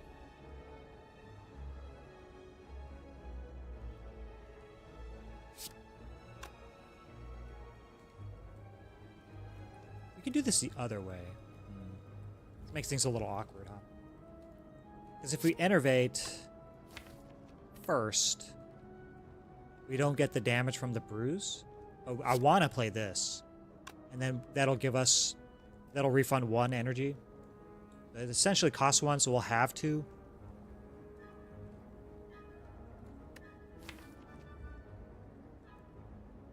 What if I use this for healing, and then I gain 1 free energy?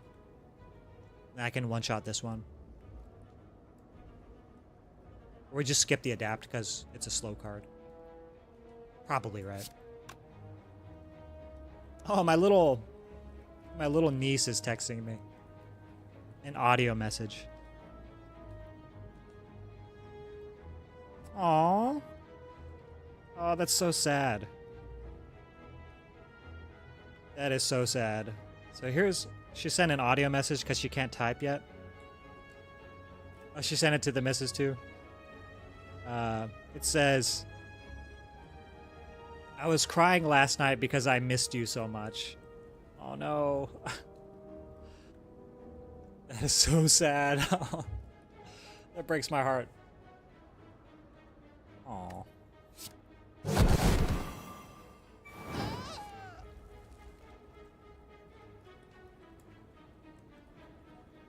Blubbers. Sad. Very, very sad.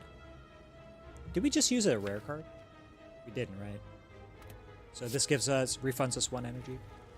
I wonder if I care about that. Just do this. Coal and this. No, we do this and then coal. Because we can't ever use this for now to block.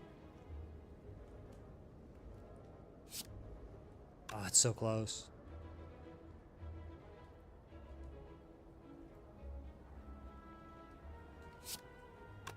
I have to do this first, because we gain 1 energy back. Still blinking, so.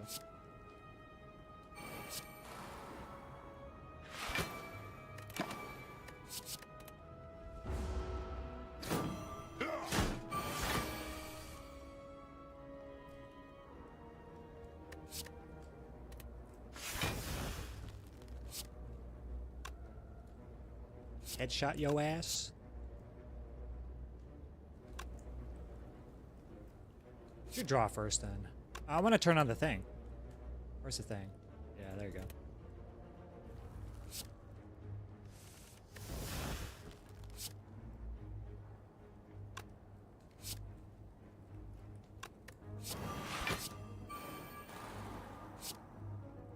It says 13 to all.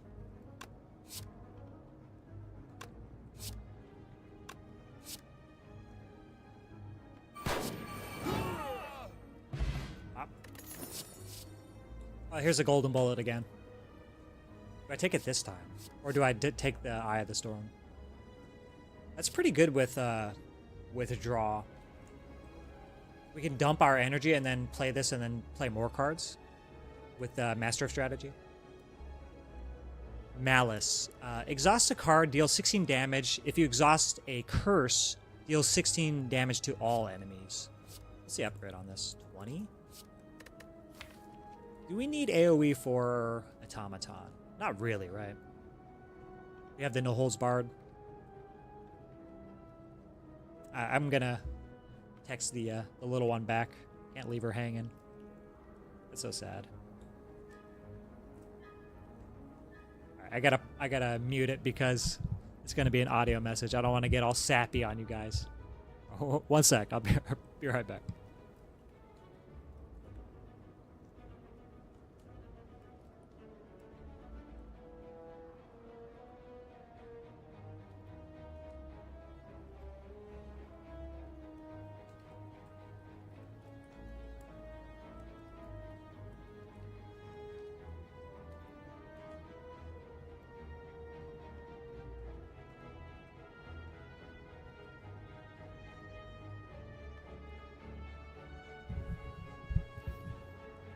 Alright, I'm back. I'm not crying, you're crying. I just have something in both of my eyes.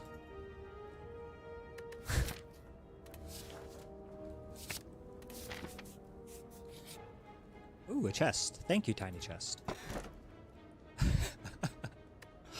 Tiny Chest gives us Matrishka. Okay. I think I can key this. Do I key this with Tiny Chest? I just spam question marks? Alright, we'll try it. Heck it. Sneck. Hello, Sneck.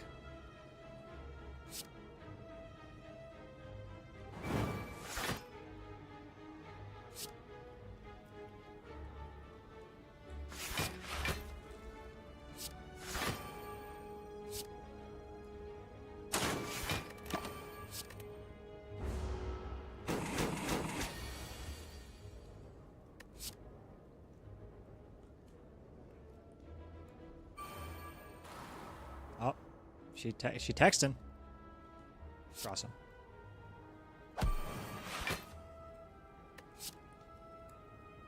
We can actually stop this debuff for the time being, right?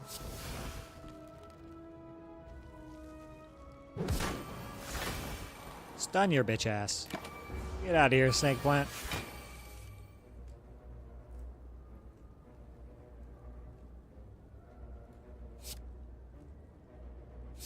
Defense are gonna do nothing with Frail.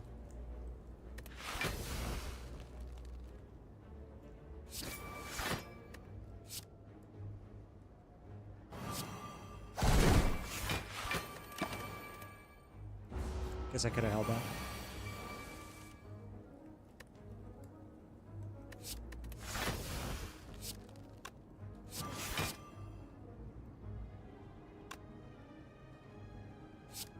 Lethal?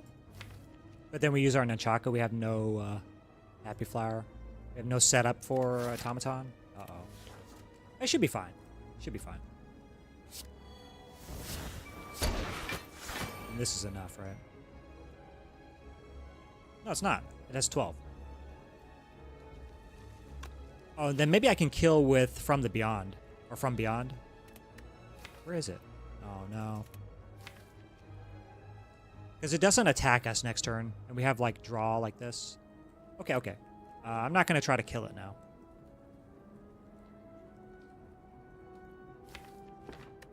Let's try to keep Nunchaku. Because we didn't have lethal that turn anyway. Just start exhausting garbage.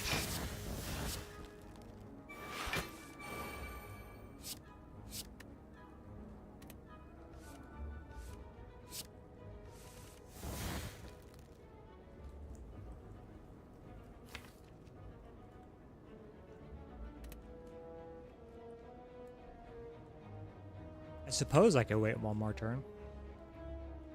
Since we have a lot of damage. One strike usually gets us there. Because we have what is this? Vigor. Your next attack deals 6 additional damage.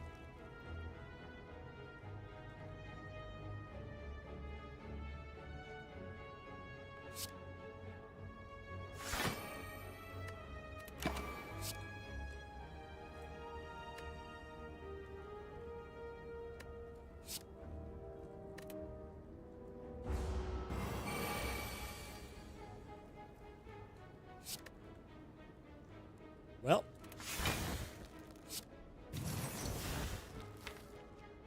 So we either preserve the flower or the Nunchaku. I choose flower. Brawl. At the start of your turn, apply 3 bruise to all enemies.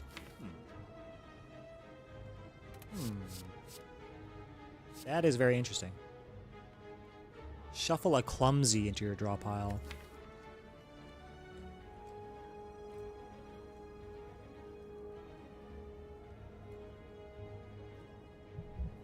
We're not a curse boy. We're just doing damages. I need more synergies for adapt, for exhaust. Stop adding cards now. Put the first dead on card triggered each turn back into your hand.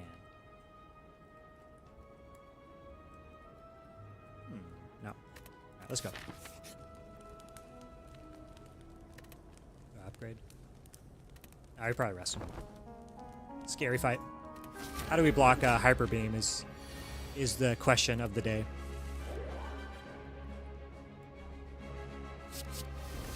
Discovery? Yes. Give me a rare card. Oh my god.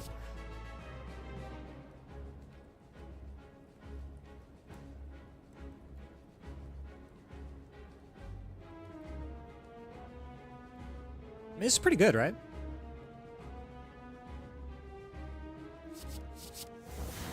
It doesn't block for us right now, but it could later. Save this for later, too.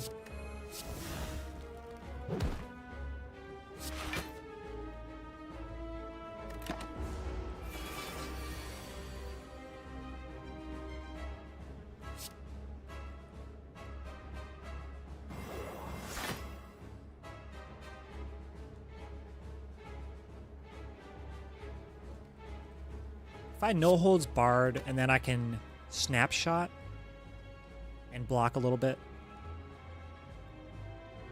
No innervate this turn. Yeah, that's fine. I mean, what is this taking? Oh, I can't let it take these.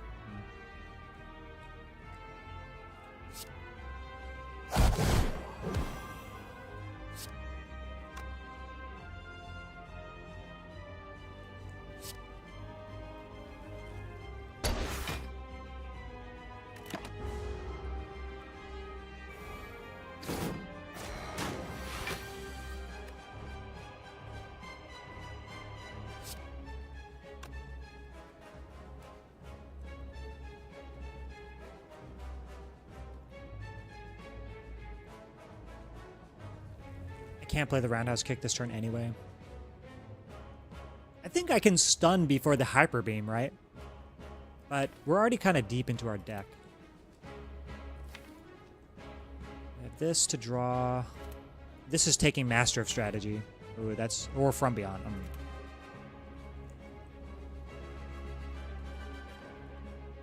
That's fine.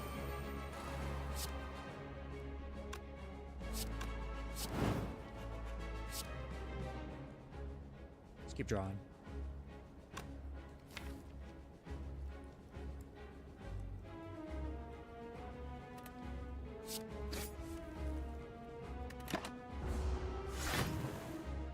Should apply vulnerable. I wasn't being attacked. Derp.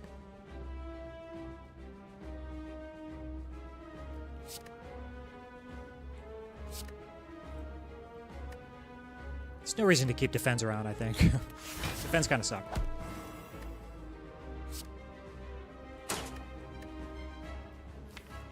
This is draw 4, gain 1 energy. Yes, because I need to see roundhouse kick for the turn before hyper beam, which is like I want to see it next turn.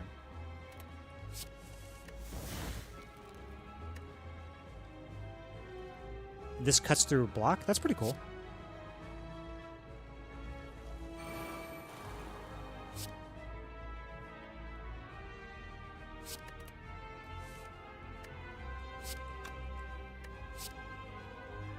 I can do this and then Coalescence and hold it if I have roundhouse kick in my hand next turn. I mean this turn.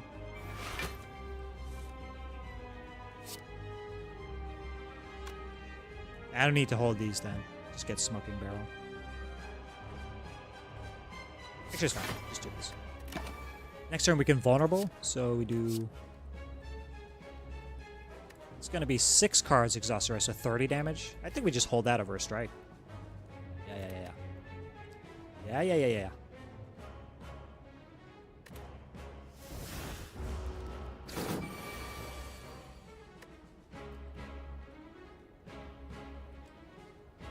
Okay, I need to draw here.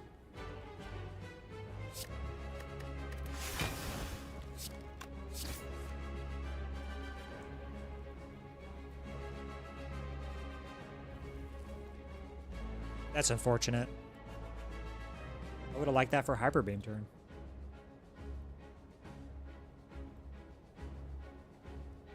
I need to have roundhouse kick in my hand this turn. Otherwise, I'm just taking a straight up Hyper Beam to the face.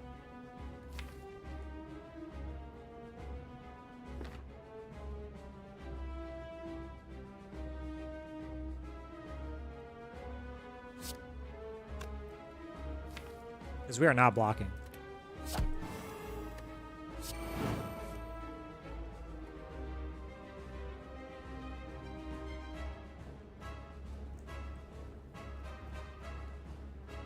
Alright, I guess we just try to deal the deeps.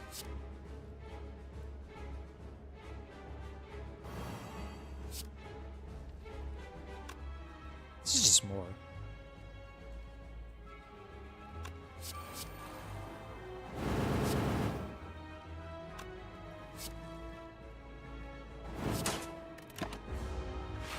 Okay, scary time.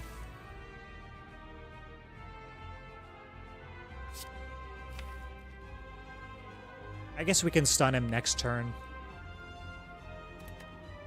Unfortunate. We're taking 58. I guess we're blocking a little bit.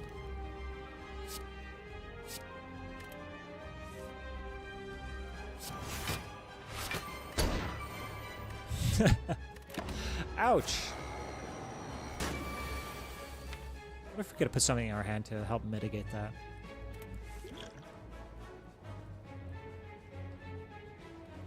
Oh, he's still stunned. Does this stun on top of the stun? I have no idea. Let's try it. It does.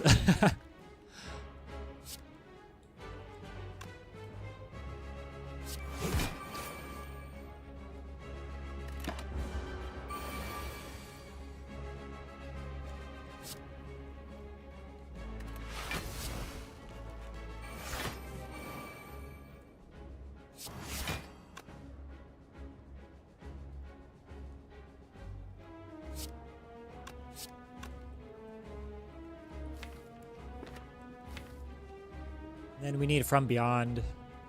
Actually, I can do a roundhouse kick right now, which I think I will,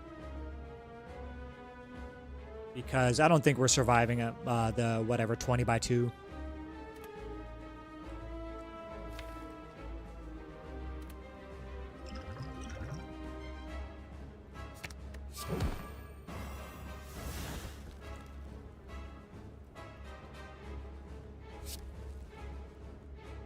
I want to do this last for next turn.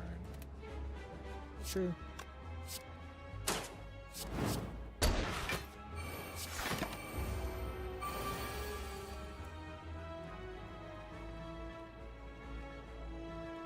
This does 55. All right, we just win then. Sweet.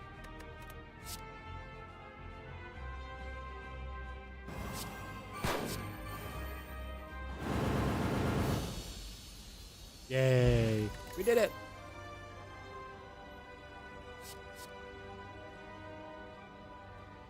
First 4 playable cards drawn at the start of each turn cost 1 less that turn. And it gets discounted because we have the thing. We have Rough Diamond. So it's essentially costs 2. We just have to have 3 energy to play it. Gambit. Put 2 random attacks from your discard pile into your hand. They cost 1 less this turn.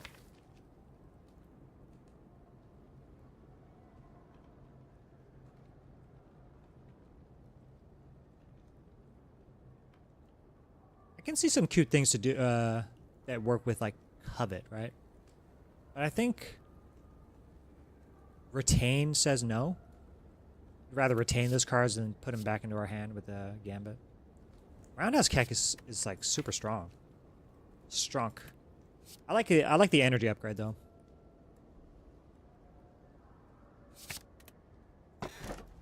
Pyramid. Pyramid.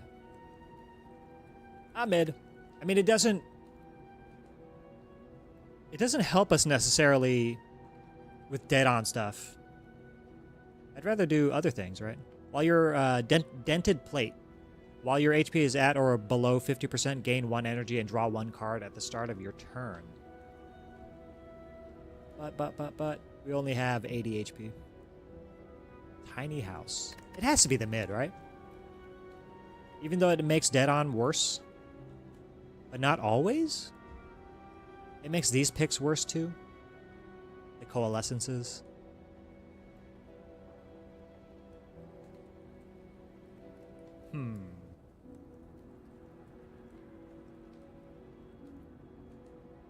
Interesting. Maybe just take a house.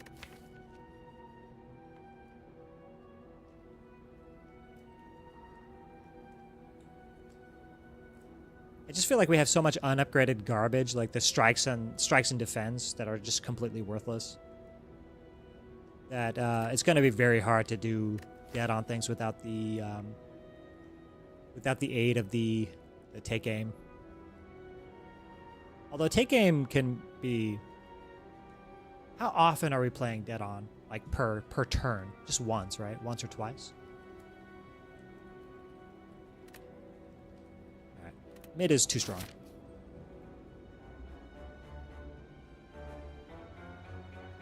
I'm trying to map mark. Alright, we're going up through the middle then. It has been decided. Go through here. We can only get one more. One more elite. And only one key and a heal if we do another elite. It's pretty bad. Let's do it. Friggin' do it, man.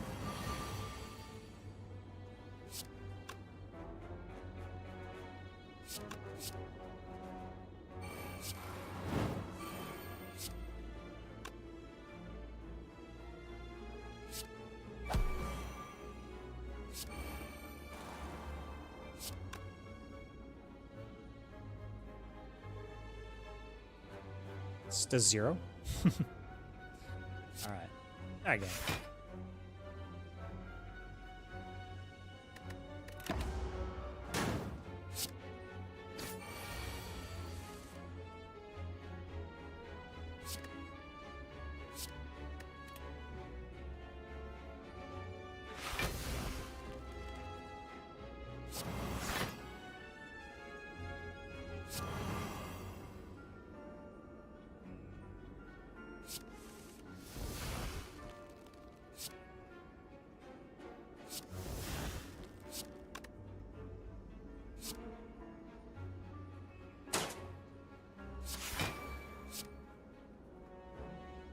How do we deal with spikers?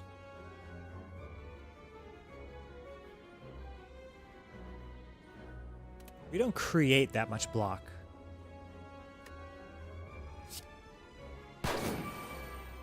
I guess with this, because it's a skill and not an attack. Okay. I'm cool with that. Or not, right? It just dies. Low Ascension, you're so funny.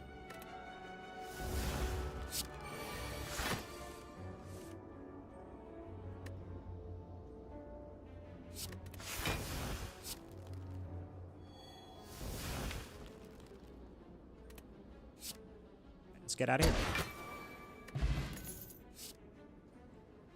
Ooh, that's cool. Virtue, retain, reduce each of your debuffs by 2. That could be useful in the heart fight.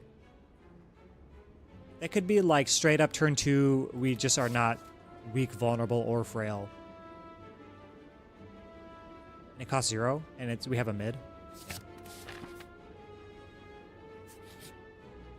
Transform a card. Alright. Strikes, get out.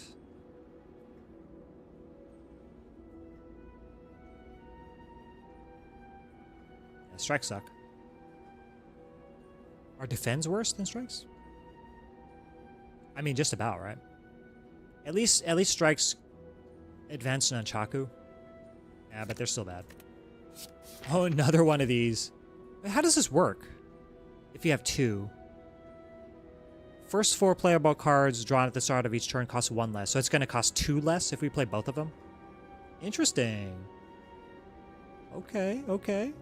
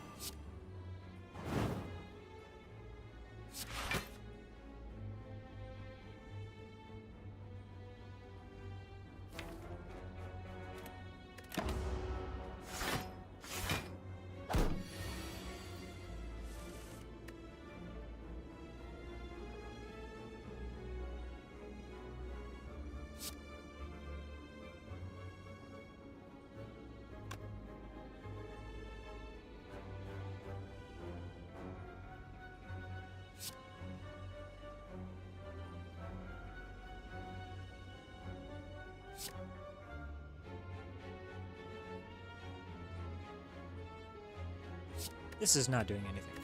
Just get rid of it. God, no.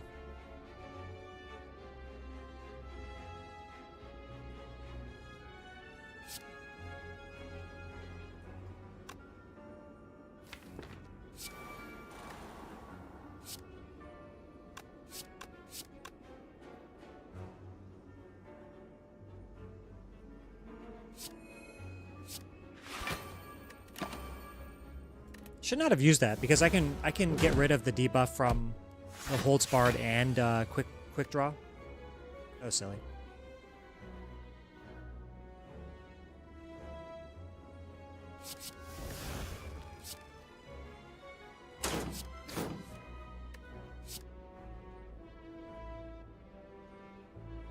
This just ends the fight.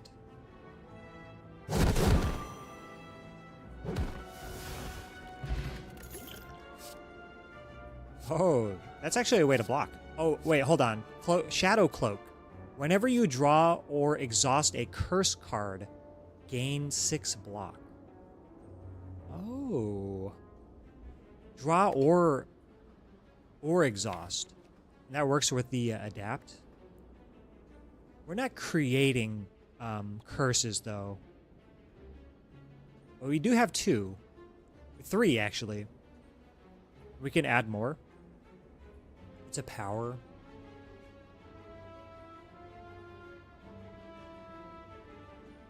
Or we just take the hole up, just straight up 16 block.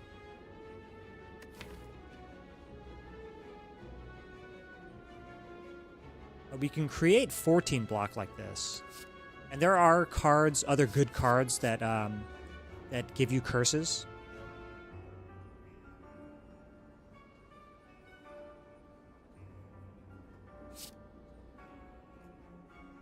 What is this unupgraded? I'll take it. Maybe I should have taken the Shadow Cloak. Sure.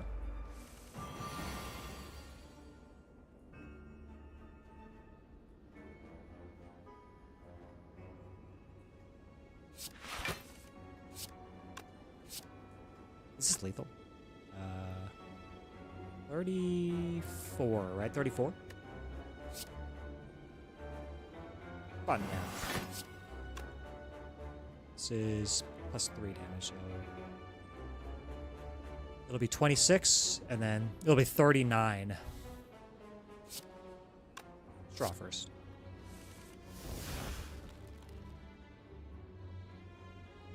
We can knock out one of them, so vulnerability is not a big deal.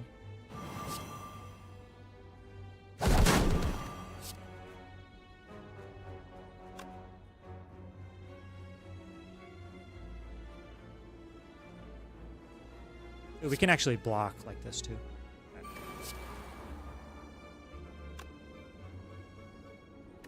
13 more block. 27. 36.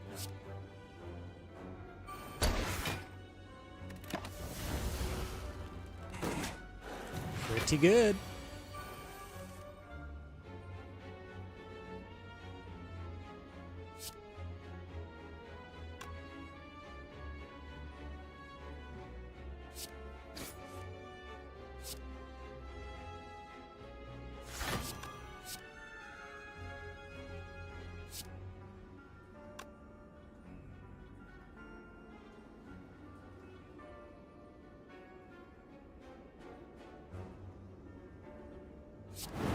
No.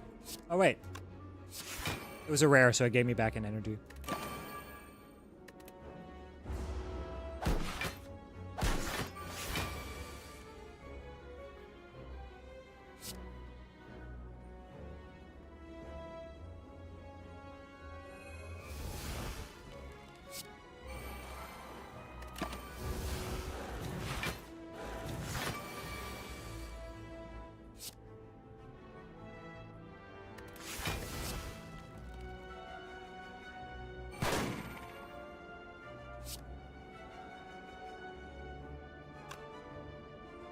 Chaku setup.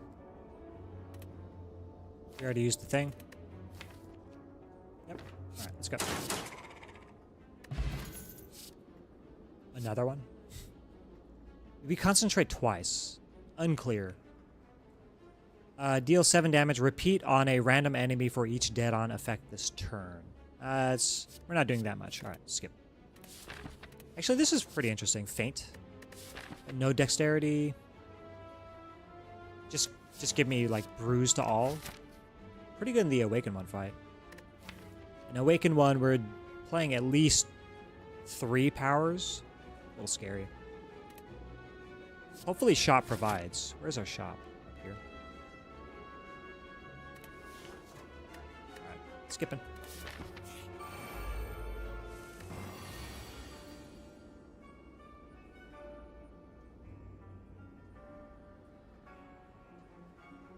Draw first.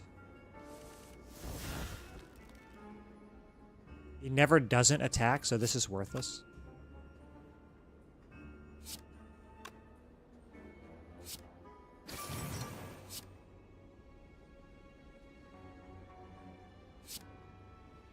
I can get rid of this too. So we don't have to play it this turn? Probably not.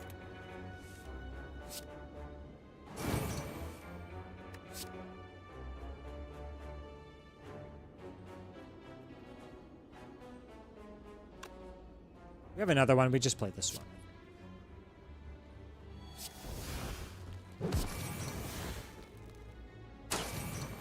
Should put apply vulnerability. Derp. -6.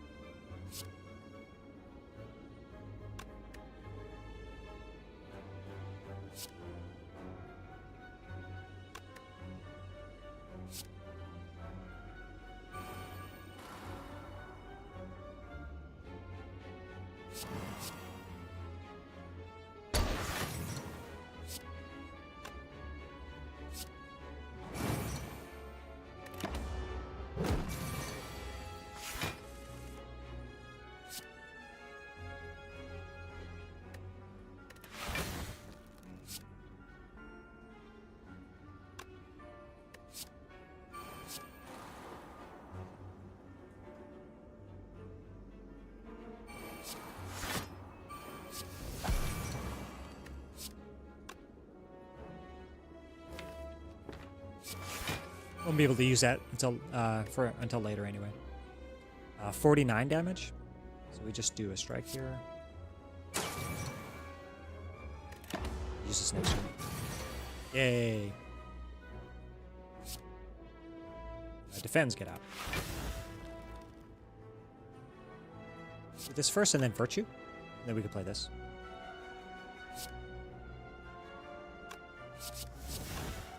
Magnetism. Ew. I'm just kidding. Magnetism is like not a bad card. Do this, and do this. Hey, yeah.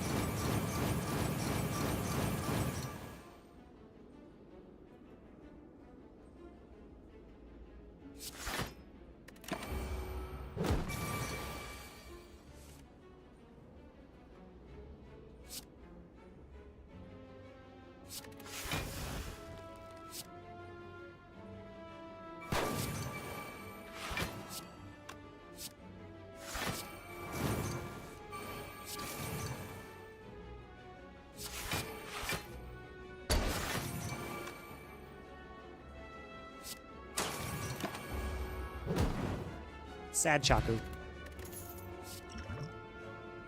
Add a strike +3 to your hand. No thanks. These hole-ups are free, huh? Because of Virtue? We could just get rid of all these, all the weak.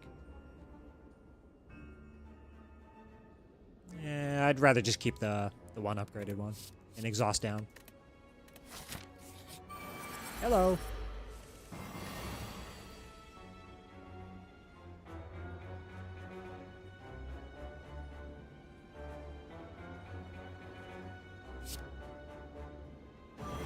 Oh. This metallicize is a problem. Because if we cannot kill the daggers next turn, these two, they're going to be... I mean, we're just taking 75 damage on turn 2.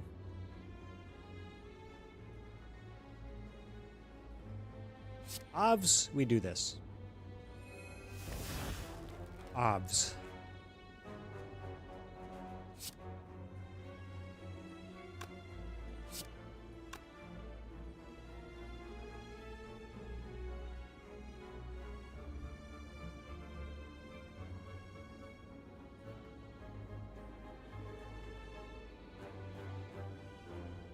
Am I just holding? Just take one. Guess so. Pretty bad.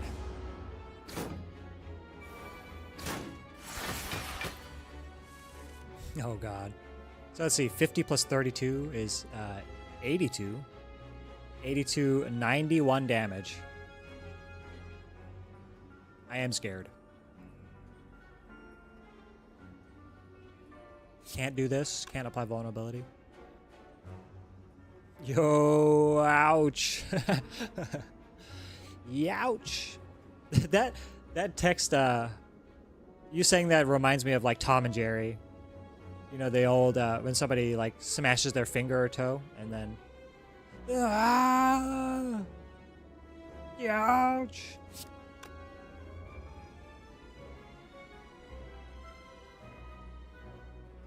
Yeah, the same energy.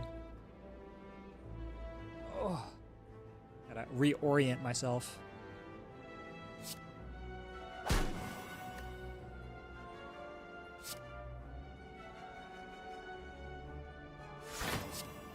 rid of these debuffs. Like, we're just dying, right?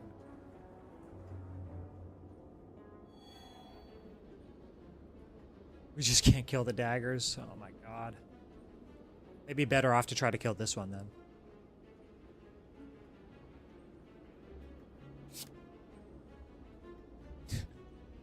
So we block for 25 and then we're taking what? 25, 30 plus 32, 47, 56.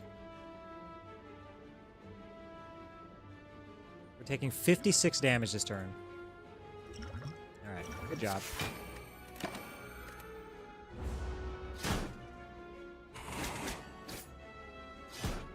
$66, excuse me. 56, 66 damage this turn. Streamer math.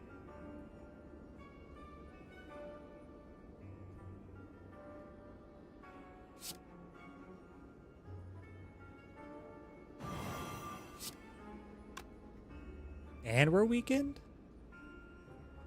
Let's get rid of defense.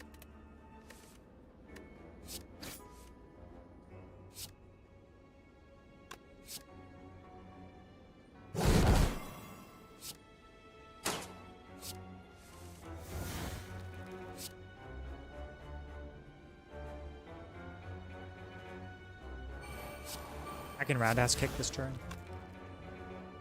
which actually sounds pretty good. We have another one of those. Stun your ass. You freaking Repto. Nice. Very nice. Do it again. Reduce everything by 2. Is there anything that needs reducing by that much? I guess so.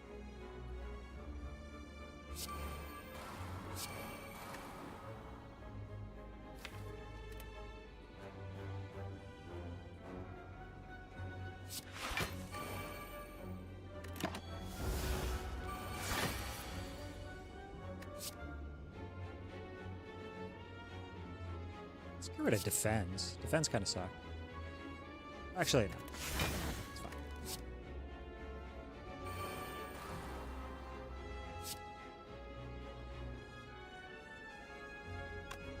This first.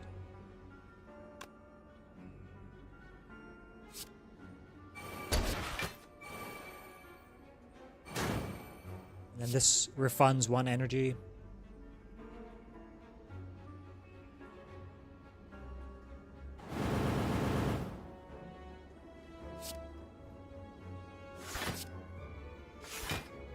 Take 1. If we got to attack 2 turns in a row, we would just have died. Yeah, straight up died. That's why Repto is, even on lower ascensions like this, Repto is just terrifying. If you're not prepared, you just die on turn 2 or 3. Can you, like, I often, when I'm climbing Spire, I think about specific fights like this. And I've heard Jorbs talk about this, with the like having good heuristics. So you think about like, okay, look at your deck. What does my deck look like on turn 2 Repto, or on turns 2 and 3 of Heart, or on turn 2 Shield and Spear, or when Giant Head has buffed up enough, like on turn 5 or 6 Giant Head, where you're getting swung on for 70. Or like Repto when you're, like, because in this fight, higher Ascensions, Repto summons 2 daggers, right? So that's 100 damage on turn 2. How do you deal with that? And my answer would have been freaking No Holds Barred. It would have been freaking Roundhouse Kick to stop the summon. It would have been freaking this other AoE card that I have. 3 AoE cards, and I all bottom decked all of them. But, you know, that's also a testament to my lack of draw. Like, our draw is concentrated on Master of Strategy and this card, Vantage. So I don't have much draw, so it is still, like, a deck building problem. But having good heuristics where you're thinking about very specific turns in, like, the worst possible turns is a good idea. And you should build your deck around. Because most of the time, if you can handle the worst turns like this, like Reptomancer turns 2 and 3, you can pretty much handle most of the other bad turns in the game, for the most part.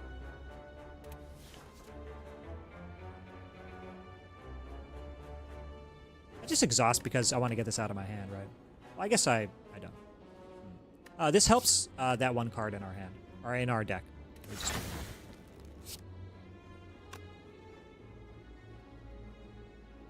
Jorbs does a really good job of explaining mechanics like this. Yeah, he absolutely does. I like Jorbs for very micro details about the game. I actually started watching him because of you. Oh, hell yeah, dude. Yeah, Jorbs is very... Like, he's very sarcastic, so you have to know the game sometimes to understand that he's being sarcastic. But beyond that, he does relay a lot of good information, and like, he's not somebody that you have to pick his brain, because he will explain things that he's thinking about, like card choices and turn to turn. Not turn to turn so much, but deck building. I really like George because he's helped me a lot with having good fundamentals specifically for this game, but in card building in general, card building games in general, or card games in general. And he does a lot of like over-explain stuff that's really cool. Just hold this for next turn, no? Can we win this turn? I want to have a happy flower.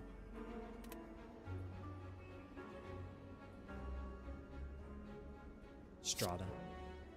Do this first.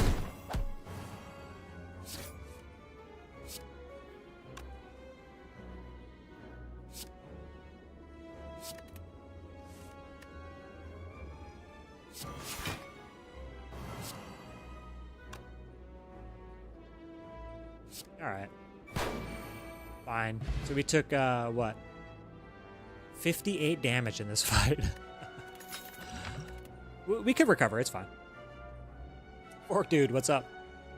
I was gonna be lurking, but this is modded gameplay, I see.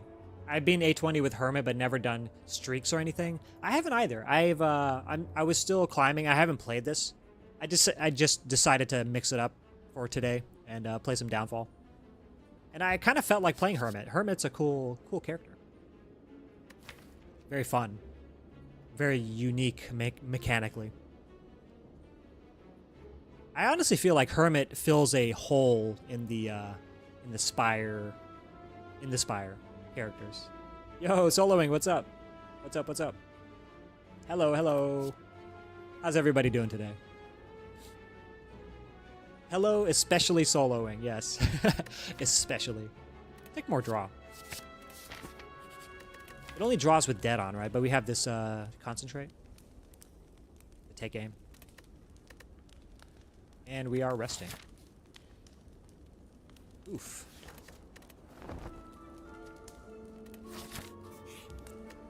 Ooh, a pop-up shop. Okay. Well, what you got? Mummified hand. I don't know if we need more energy. How do we block? Is the thing, right? We have draw and energy, but we need to block beyond with adapt. I love his form card. Forgot the name. This one, the Eternal form. We have 2 of them because we transformed into the other one. This is pretty crazy though. It's pretty good. Just the first 4 cards you draw cost 1 less, and if you have 2 in play, it's 2 less.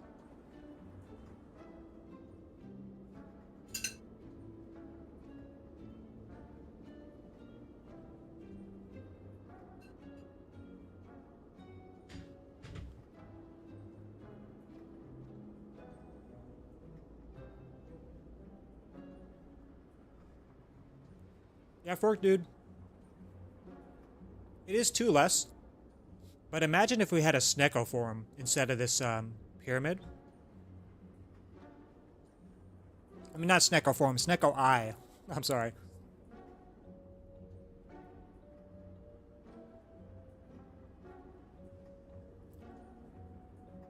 I feel like double these would be good with Snecko Eye.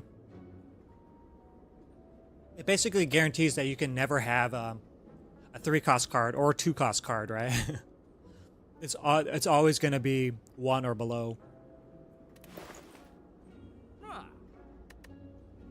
I was just thinking, I kind of want a Frozen Eye. This is pretty cool too, Deadeye. Do you have anything that scales with strength? Not in particular. We need block scaling.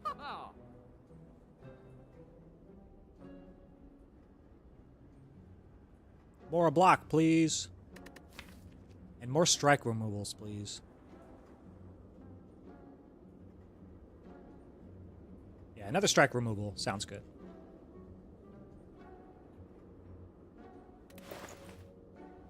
So, goodbye to Mummy Hand? Or just take it. We'll have, what, 30 gold left? 30 gold doesn't leave us much for the next shop. Maybe another remove. Mummy Hand.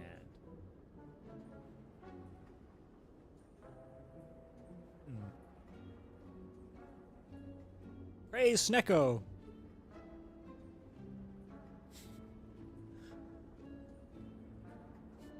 I did once have Roundhouse Kick with Spoon that destroyed some fights. Yeah, I picked this up in Act 1.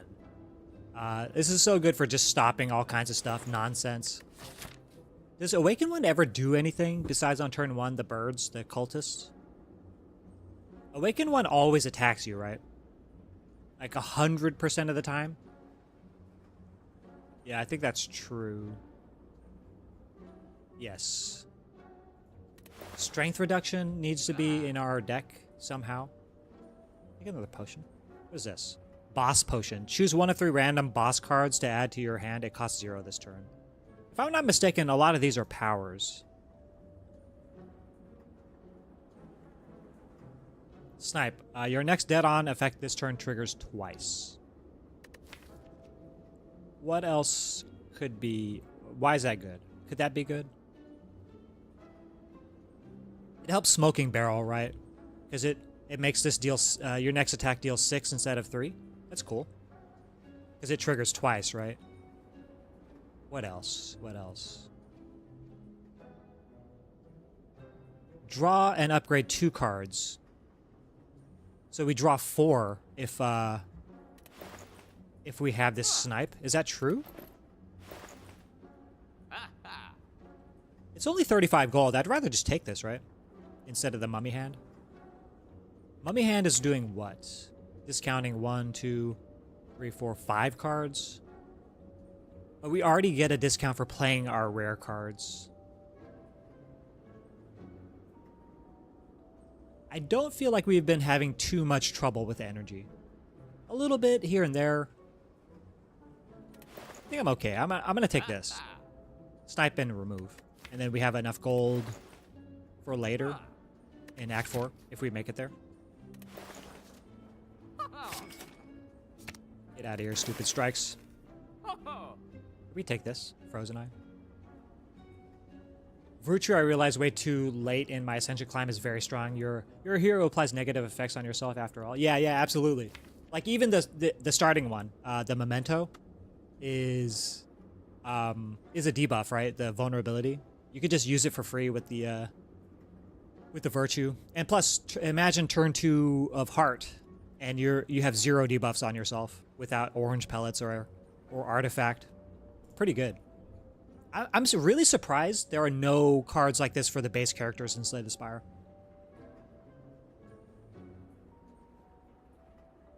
Although I guess that makes the pellet stonks go down. I think we just save our gold. Skip the shop and then go find another elite. Let's go. Okay. Okay. Wait. Okay, I got the blue key. Okay, okay. I was about to freak out. We don't have... Oh, shoot. You know what?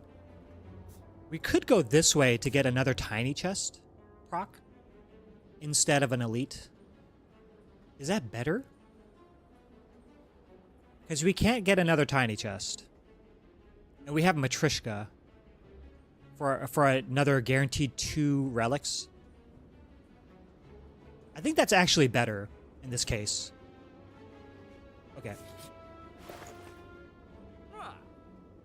Whenever a debuff is applied to you, gain 1 strength. What are the debuffs that are applied? The locket, the memento, and this hole up. That's it. And we can make those debuffs go away with the virtue. It's pretty cool. Do it. I can always count on Cabell to tell me to do it. I hear do it, I just see Shia LaBeouf. Just do it. I mean, on one hand you get a relic, but the other hand you're missing card rewards and card rare chance increase. That's true. That is very true. But I want the 2 relics. But Mom, what's our rare chance, by the way? Oh, we don't even know. We have no idea. There's no ideas to be had.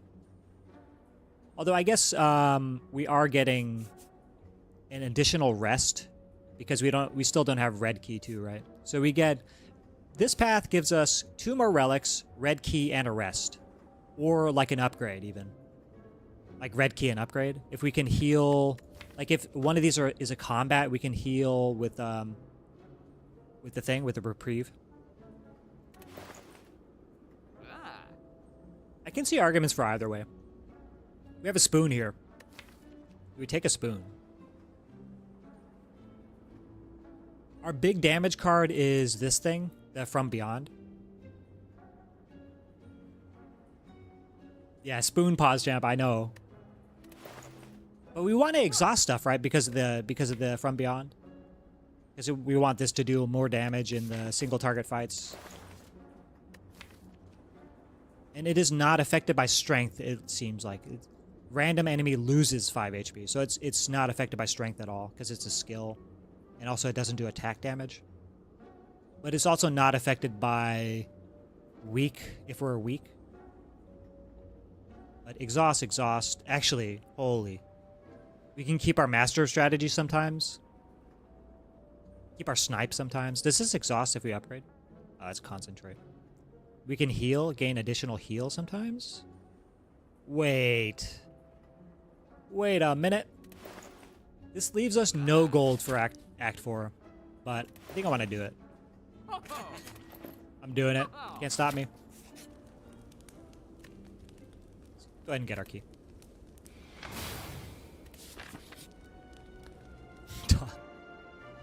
Okay. Spoon gaming. Let's go. Let's go.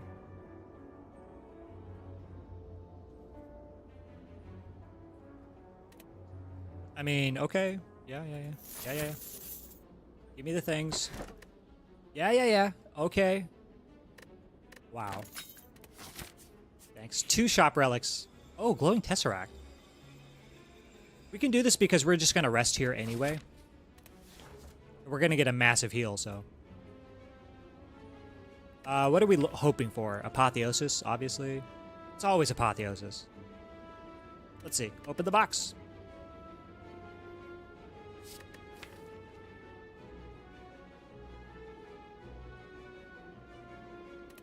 Violence is not that good with the pyramid, huh? You often end up just wasting draw.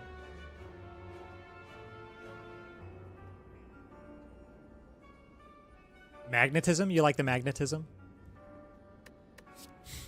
We take a magnetism if we see it. Aw, sorry, no magnetism. I will take a panic button though, because we can clear the debuff from this with the virtue. Meta will give you more targets to exhaust. That's true. That's very true. More exhaustible cards. And it's also rare. Hold up. It's rare, so it gets reduced. The cost gets reduced. So this essentially costs 1. You just have to have 2 to play it. Actually, this gives 1, though. I forgot about the rare cards. So I think I do take Panic Button. Panic Button is a very good blocking card. Mind Blast is how much with turn 1 to lock it? So we only draw 5 cards, right? So it's what, like 31, and then vulnerability is plus 15, so 46. It's pretty good. Pretty good. But do we need that damage? And it doesn't seem like we ever get that off in Shield and Spear.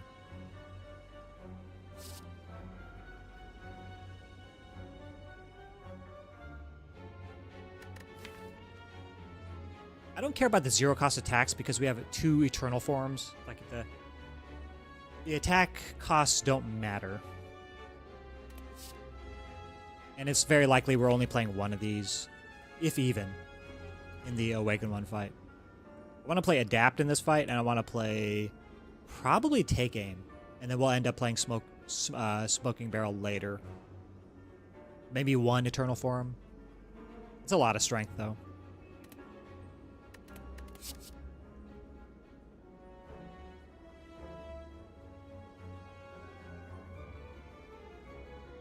Actually, Enlightenment? Does that help us play these?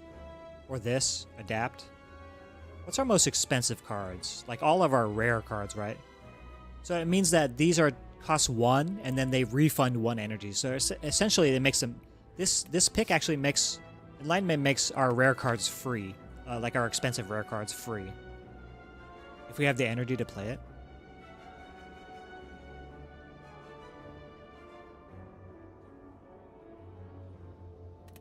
Okay. And we're good on this. Alright, I don't want the Mind Blast. Please, don't make me pick Mind Blast. Alright. Hello, Awakened One. It's my time now.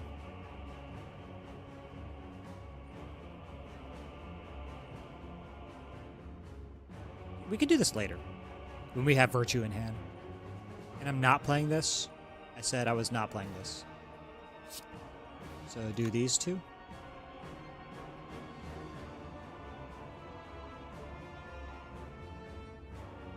What do we end up Blessing of the Forge for?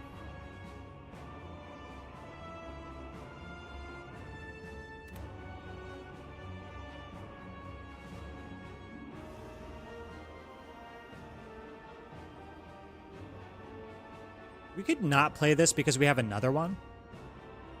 But I want the energy discounts next turn. Or do I? Do I care? Eh. Take 11.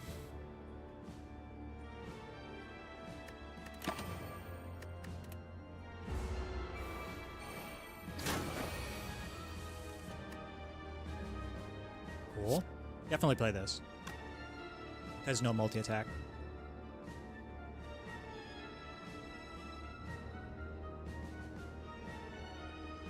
And then we play this with the snipe to block this turn. This helps us block next turn.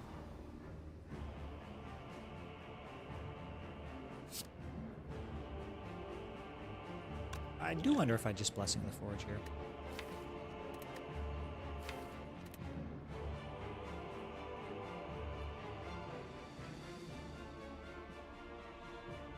A metal, no holds barred, come on. Can we, okay, can we block? I guess we could block, right? We were blocking for, well, okay. Actually, this is a ton of damage. We just knock out all of these.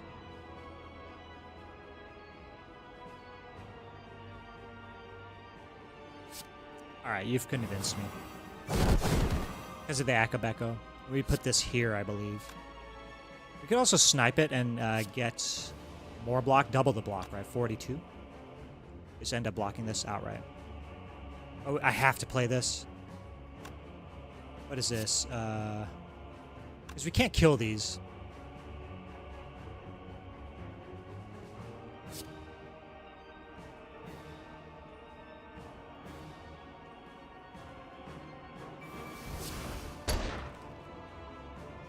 Oh shit, it wasn't dead on!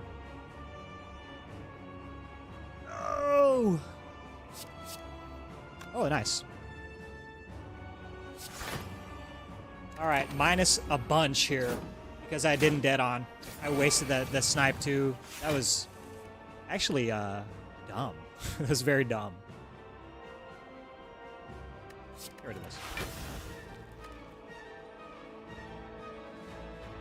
Unupgraded snipe, yeah. Darn it.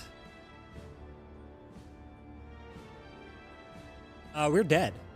We're almost dead. Can we kill these? What the heck and heck, man?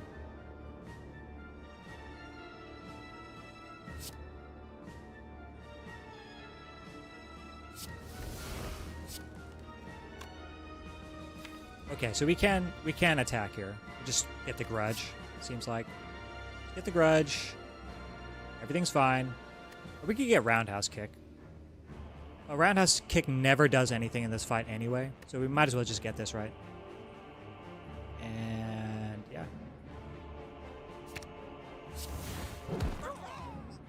Craw.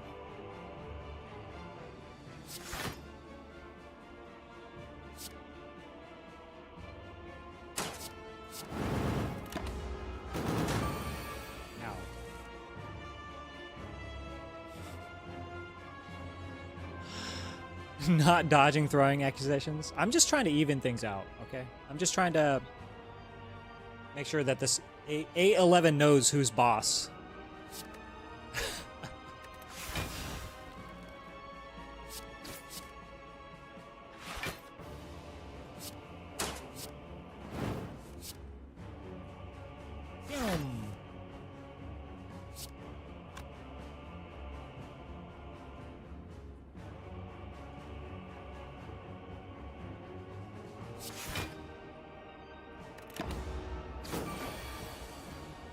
I don't think I'm playing this.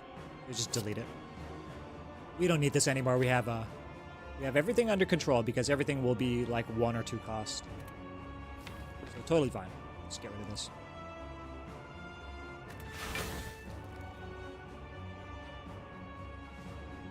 We can panic button virtue later. Perfect.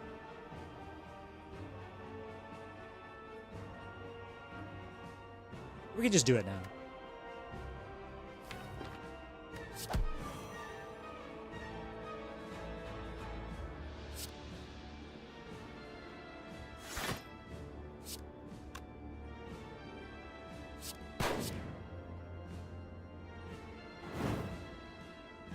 Don't need this.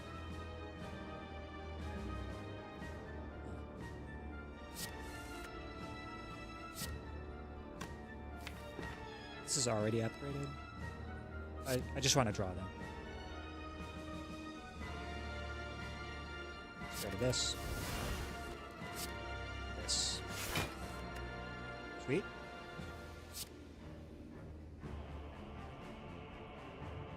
Don't play this? We have drawdown, but it doesn't really matter. We just use this for the multi-attack later. Just want to power through this fight.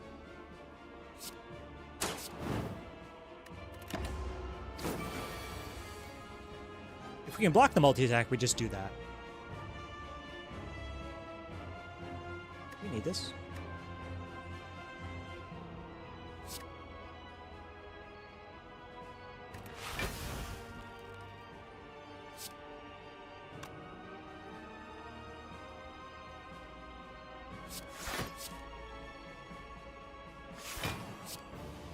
Guess not.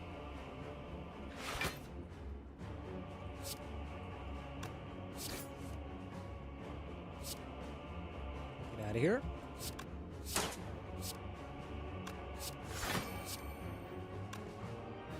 Don't want to be weak.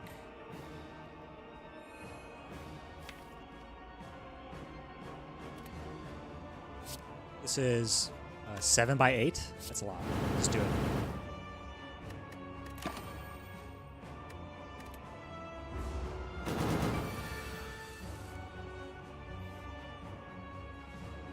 Cleanse yourself after you play all your attacks. After you play all your attacks. I see the tech. What? Am I trolling? Did I troll? Did I play all my attacks and then cleanse? The week? Oh, whoops. God bless it. You must forgive me. I have not played Downfall in many months. Oh, okay, okay.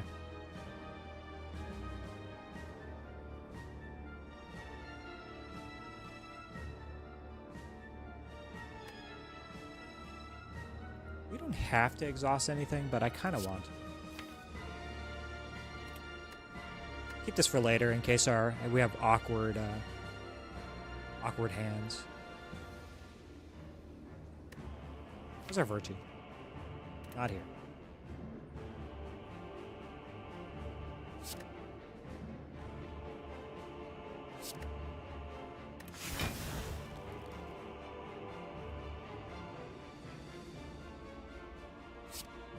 Spoon? Spoon, no.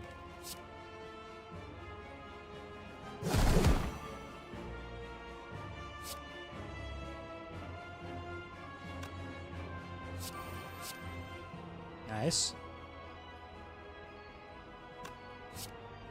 Still means that Snapshot is in the middle.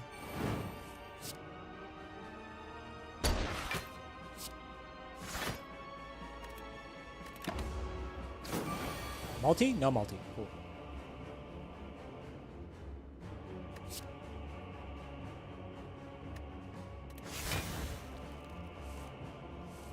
Nice. Nice spoon. Think.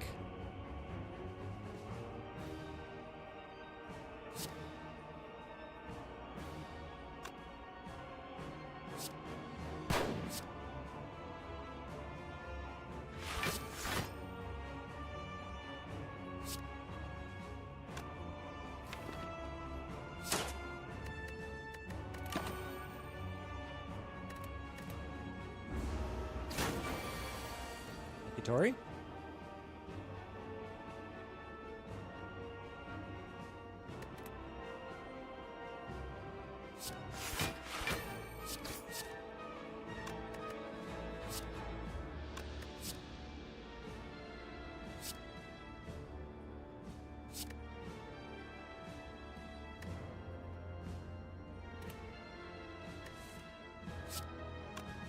$77 damage. So we just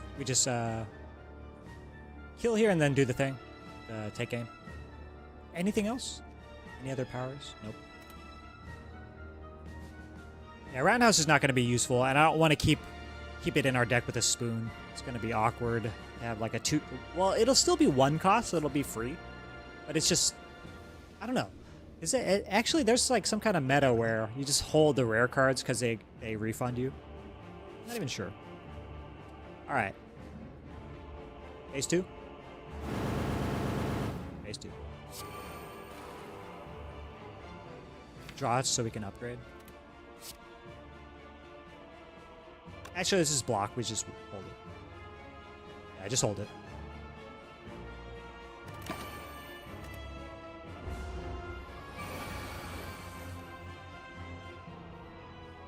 You get out.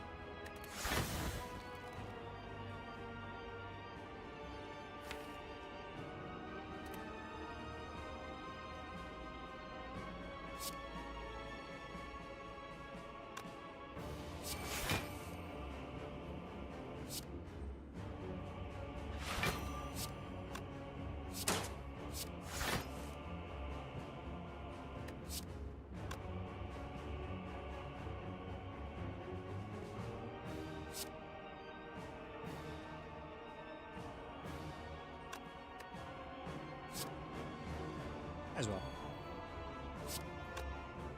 Unless I was planning to play this first. It's only a little bit of damage anyway.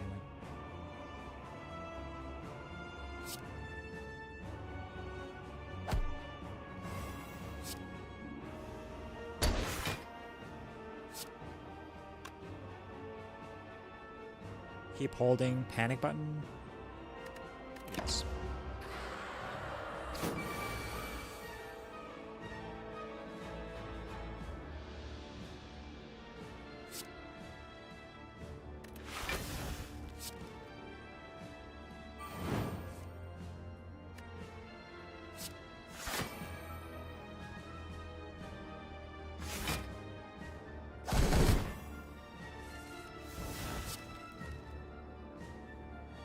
I should have played this first. Whoops. Whoops. Darn it.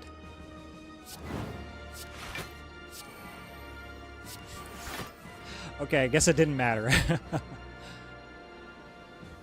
Let's see. 30, 40, 47. It's swaying on 28, 52.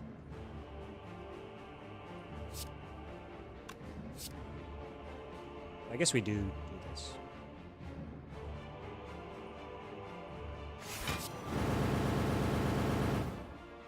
Nice.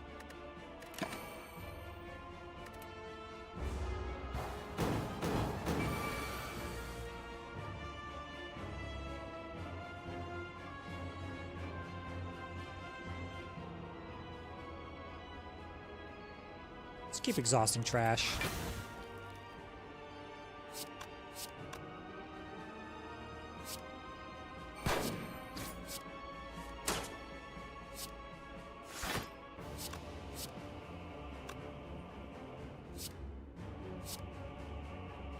I don't think I need the vulnerability.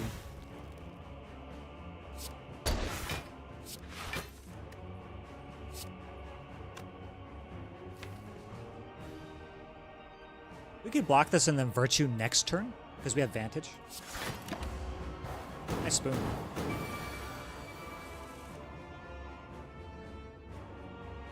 To exhaust. Get rid of this.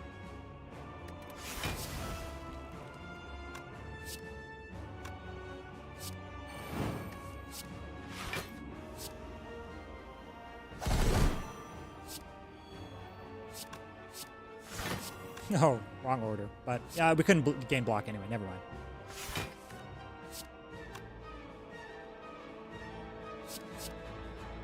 This should be lethal, right? 7 times 17. Like 119. It's very close. Ba ba ba ba ba ba ba ba ba. Bye. All right. Awaken one down, and no second boss. I like that sound. Pew pew pew pew pew. All right, hard time.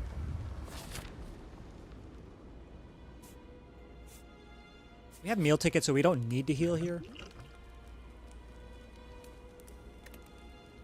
So let's upgrade a thing. Unupgraded. This is like quite a bit. We're kind of upgrading things anyway.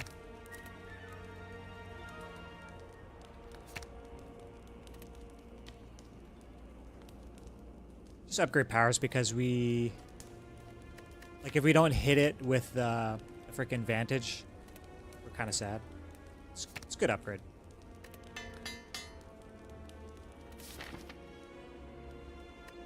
Feint is pretty good. Do we have a Feint? Oh, this one.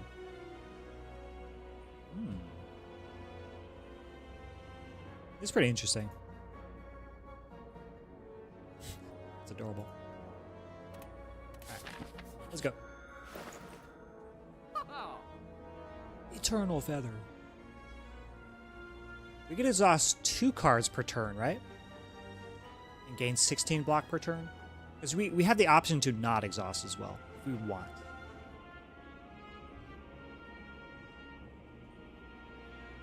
It's looking like it's going to be a toolbox angle. Unless I want to bottle it and attack, which I don't know if I do. Roundhouse works on heart. Is that right? Hold up. Do we get an additional turn against heart because of Roundhouse? There's so many turns in which Heart is not doing anything that we can use Roundhouse, right? We don't necessarily need this on turn 1. It's more of an early game card. Feint is? Okay. It helps you get... I can see how this will help you get through the early combats. It's good with the... this one, right? The Grudge. If you bottle Roundhouse, it's just a free turn, right? Yeah. But... I don't know. Wouldn't we rather just use this later? Have one more card on turn 1 to set up? Because I do want to set up. We don't necessarily need 2 of these. But I still think I remove Strike. And this injury has come with us the whole way. I don't know if Fork Dude, I think you weren't here. We did the match and keep. We got... So how I do match and keep is just straight across, right? So 1, 2, 3, 4, right? We got... Okay, let's do obtained. We got a strike from that. And then we got... Jack of all trades next. So it was like 1, 2 strike, 1, 2 Jack of all trades, 1, 2 injury. And then the last one was, I think, smoking barrel. So 1, 2 smoking barrel. Or it's something like that. We got like 3 in a row from the match and keep by going just straight across.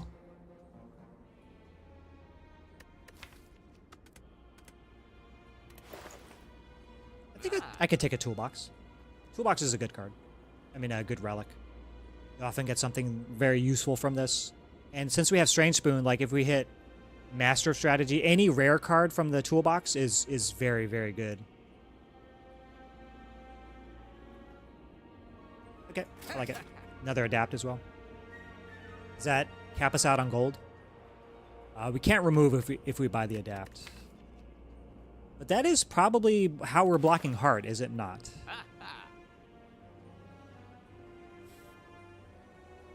16 block per turn. Exhaust. At the start of your turn, you can exhaust a card. So I wonder if this stacks is like exhaust 2 cards, gain 8 block each, or exhaust 1 card, gain 16 block. That would be... I don't know. I'm interested to see which one it is. Because if we buy this, if we buy the adapt, we can just buy a potion instead. No, we can't. No, we can't. So if we buy this, if we buy a remove, we can buy a potion instead. Maybe dupe the other adapt. That's probably better, huh? We end up using a Blessing of the Forge in a huge hand. RNG is on my side. Yeah, dupe pot. I'm thinking remove and then dupe pot. We're short. We're short. It's 123. We're short 2 gold. Be able to dupe pot and remove. That sucks.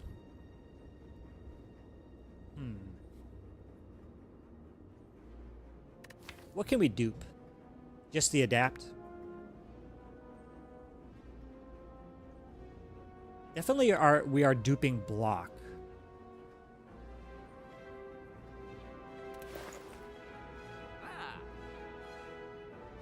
Unfortunately, you gotta go. No worries, Fork Dude. Appreciate you. Thanks for the good luck. We got it. We got this. I'll post it in the Discord if we I'll post it whatever happens.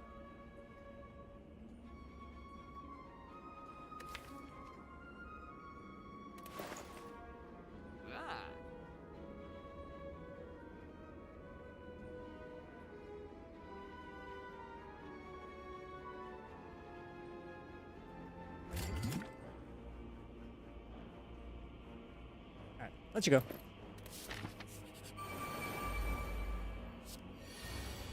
Shackles.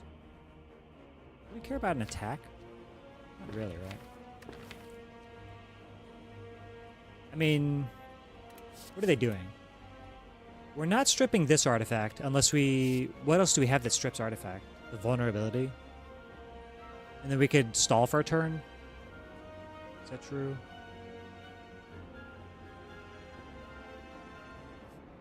We have no other artifact strip besides the Feint?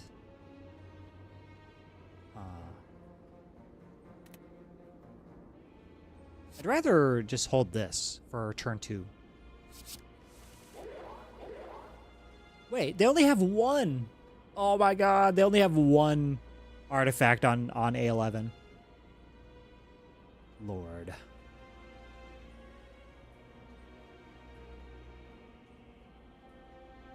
We can do this in Snapshot. We have Akabeko, so it blocks for a ton. Let's go after Spear. And save the Nunchaku. So don't do anything this turn. Okay.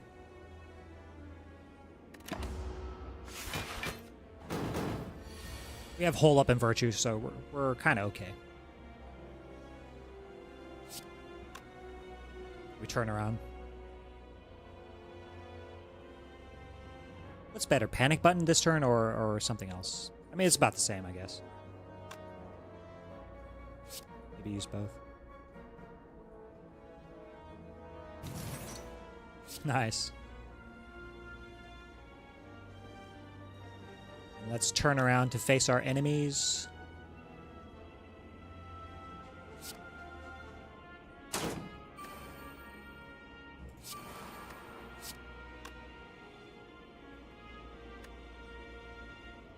Block for 11, take a little bit, or we just do this.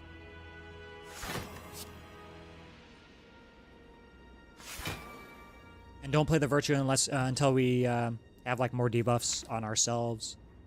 Yeah, we good.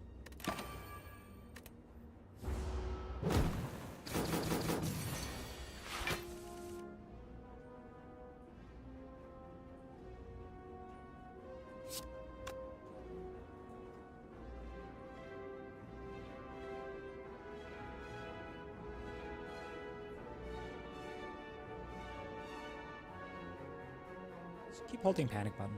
I'm cool with that. But then I wonder, do we Blessing the Forge here?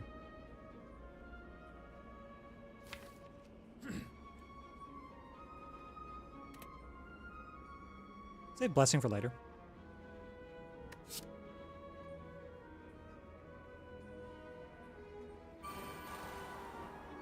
Maybe not.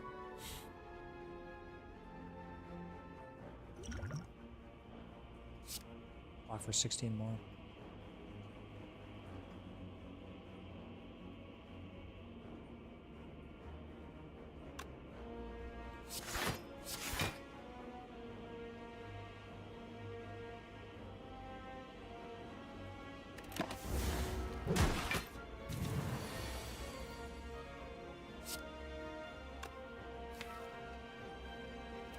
Where is my adapt?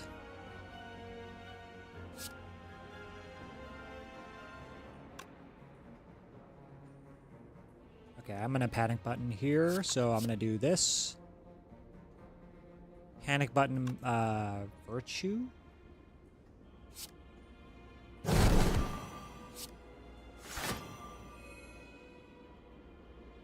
We'll turn around this way. 32, and this is gonna be 6x2.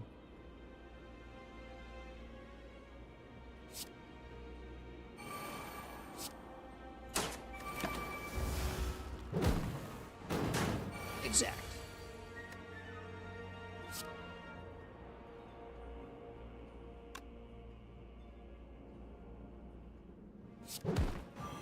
Spoon, okay. What is this? Hapo, okay. Thanks, game.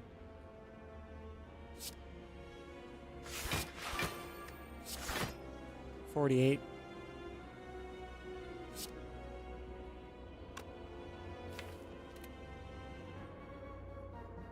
Sads. Taking damage.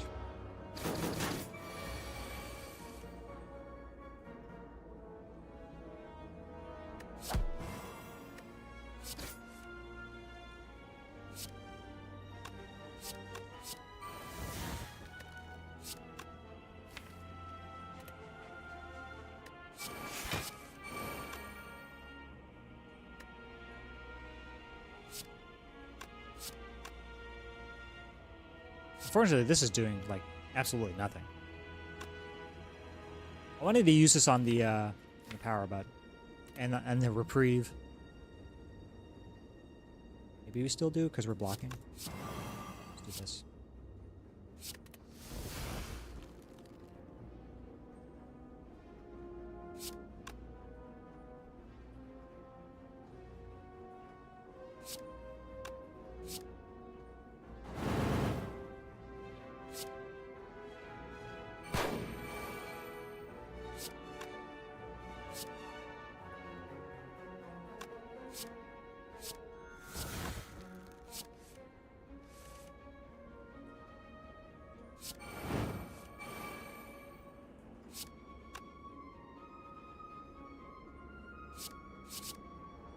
Okay, game. Technique.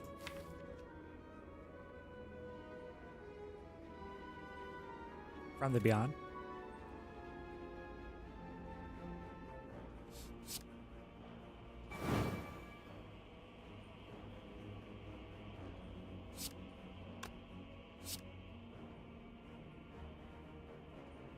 Are we taking damage? We are. Because we are vulnerable.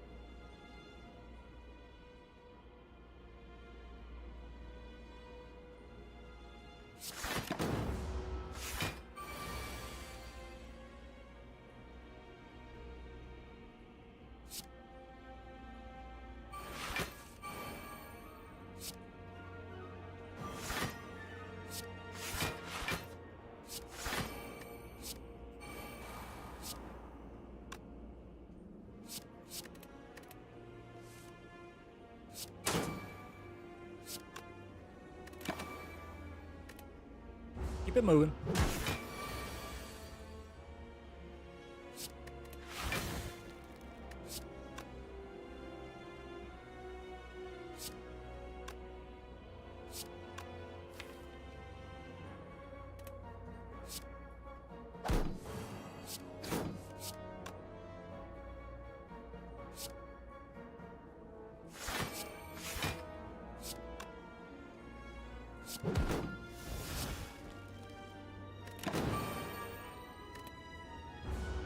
Alright. We didn't take too much in Shield and Spear, but this has like been a long fight. What the hell? Gotta get out of here.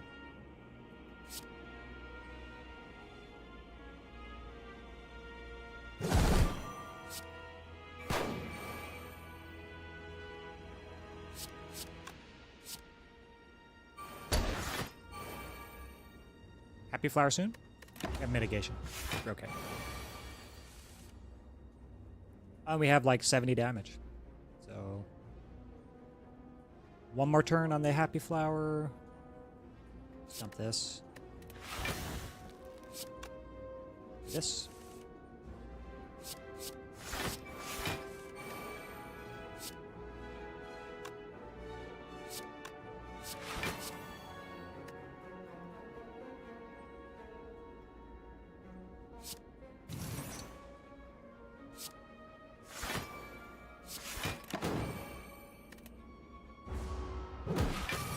Set up an Nunchaku a little bit.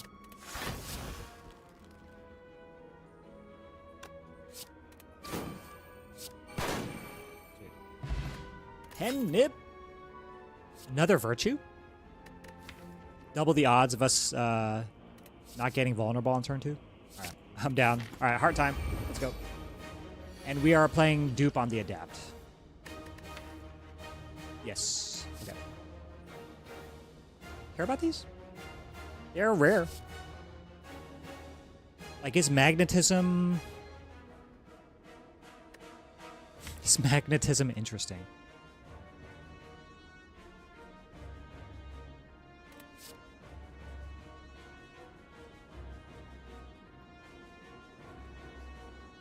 It's probably better than the bomb. This damage, this deck has a problem with capping heart damage, I think. Wish we knew what was in your hand before you picked. I know, right? I really wish that were the case. I wonder why they made the decision not to let you know. Maybe it makes Toolbox that much more powerful. It's already like a pretty good relic, right? Okay.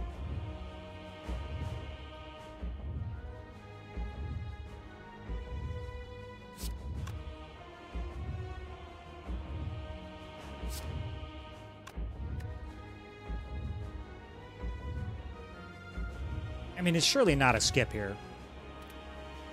Are we that scared of Beat of Death? It's one Beat of Death. Add a curse to your hand every turn, Pog. It's also, but it's a curse that we can exhaust because we have Adapt. We're going to dupe this. I'm wondering whether it's like 2 cards you exhaust per turn or if it's 1 for 16 block. So I'm curious. I freaking do it, man.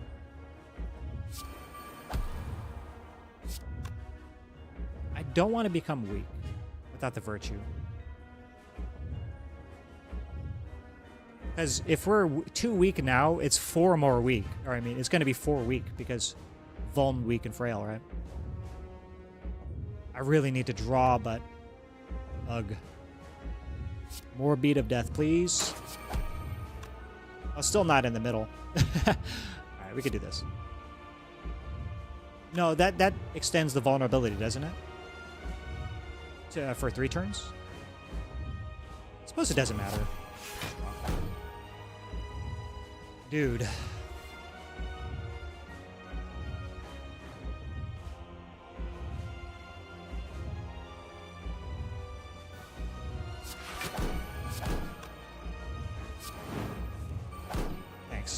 Thanks, game.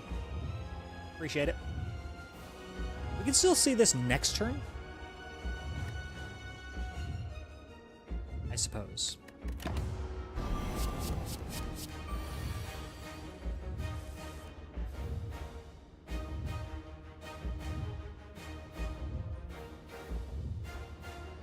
We're gonna dupe this.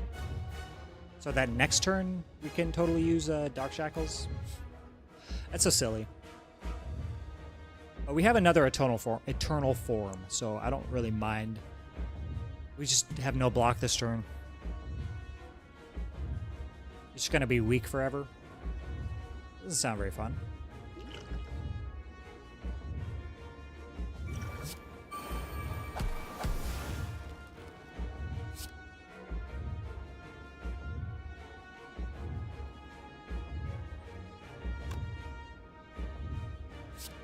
Captain's Wheel next turn. Alright, well. 1 billion damage. Thanks. 2 virtues and we didn't draw either one of them.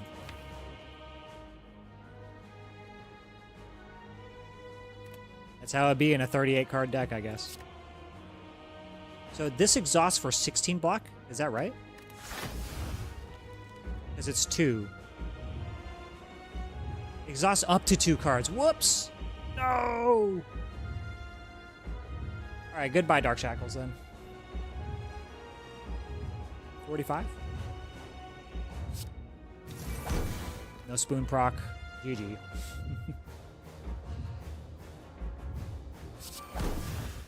God.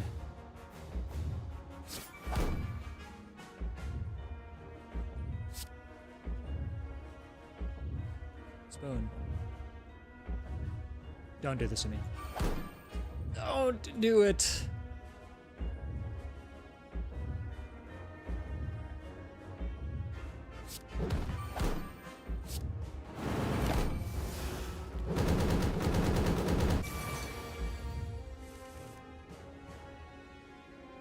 Let's get rid of these.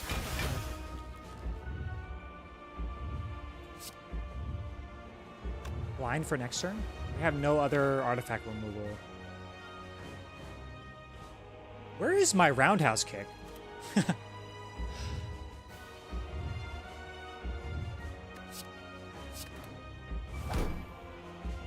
Still not here. We can draw with the take game. Bruh.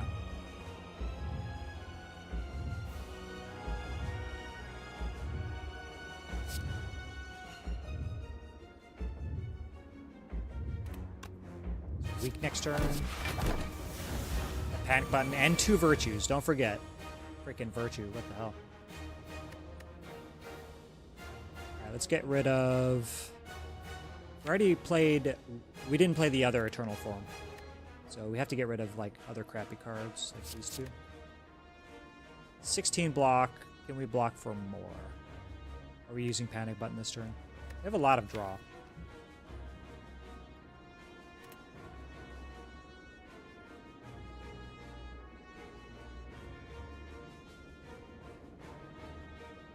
Maybe it's just this.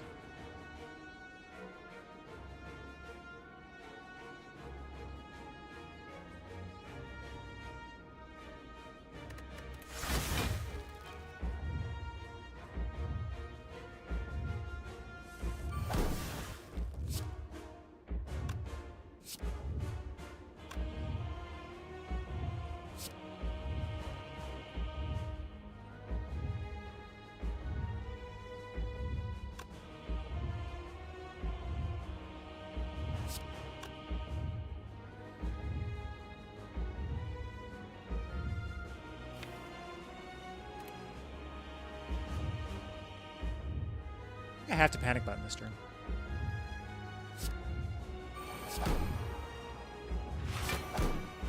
Nice. Hold this for next turn. This and this. Then Roundhouse Kick the turn after.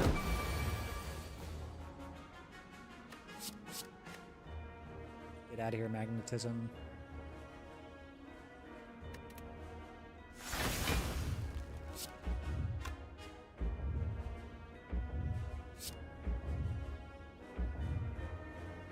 Block is 60.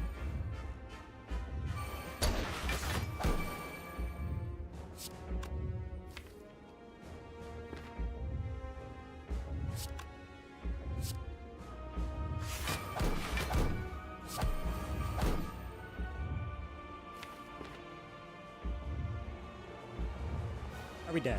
We're dead. All right, GG.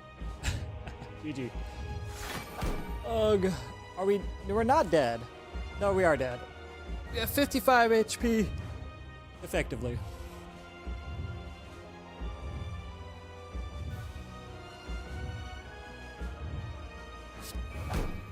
All right. All right, again. Oh, we have Tori. Tori saves the day.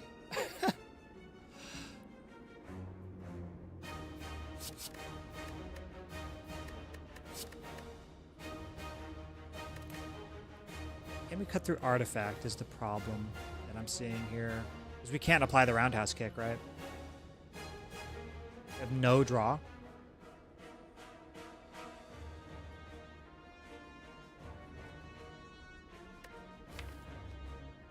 We've done no damage. What the hell is this deck?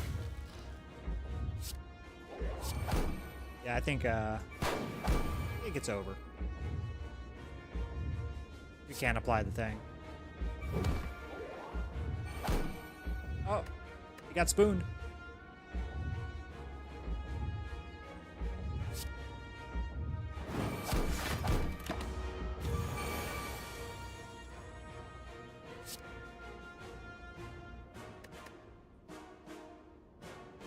Dujo, what's up? Hello, Ski. Hello. Hello. Yeah, we are, you're coming in right on time. We are dying. Cannot block for 49, I don't believe. Maybe kinda can. Drop this. No, drop this.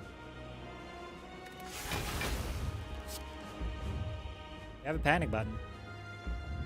Drop. That's a ton of damage.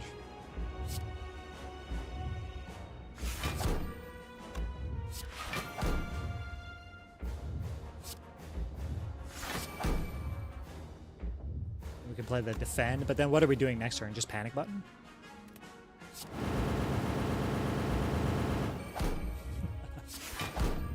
That's silly.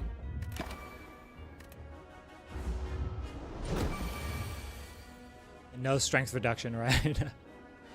Ow! Get rid of this.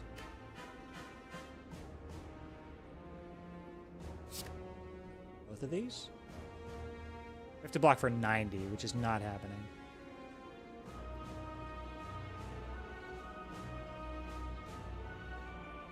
Ain't no way!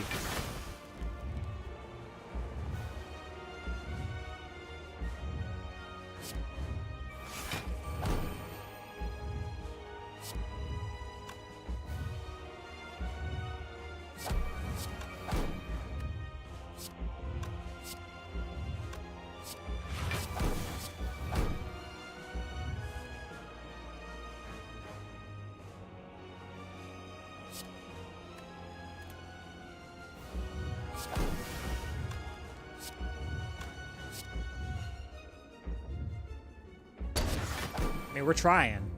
We're gonna try.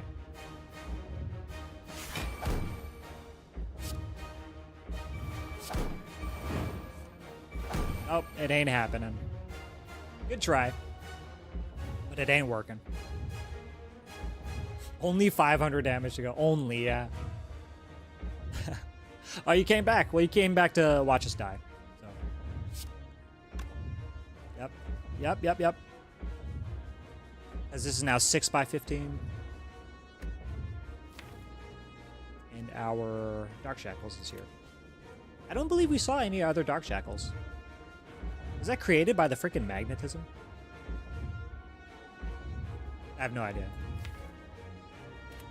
Magnetism could have done so much more for us, but it is what it is. We got very far with a bad deck. This deck sucks. This deck sucks. Too many cards, not enough draw. I mean, like, just awkward, too. Awkward, I think we were on the right track doubling the adapt, but it just didn't really work out in our favor. Alright, GG's. Take me with you! Magnetism is always such a letdown. I never play with magnetism. Too much, not enough picking Watcher. Is that your favorite character, Hack? By the way, what's up, Hack? We did Watcher week. You should be satisfied. Watcher, broken character. So what do we learn? Hermit is cool, but also Hermit is prone to bad decks. No. Alright, it's all good. I've got to run. Got to eat some lunch. Gotta do the things. You know, as usual. Totally if Watcher can do 500 damage in one turn. Can't Watcher do, like, infinite damage in one turn? Because of infinite? I believe so. Alright, y'all. Thanks for hanging out for the off-meta stuff today. Appreciate y'all. We're gonna raid out into, I believe Big Hack. Is Big Hack on? He is. No, you just got here? No! Yeah, the heat death of the universe, but effectively infinite. Infinite for a human lifetime, let's say.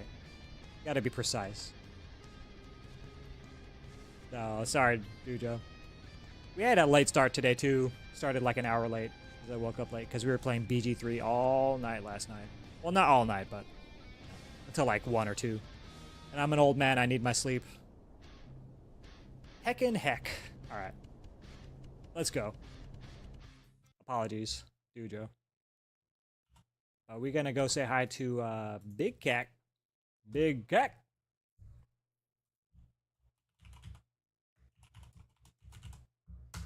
Appreciate y'all being here. We're gonna go say hi to Big Cack. He's the man. And we'll be back tomorrow, as usual. Probably with more regular Spire. Bye.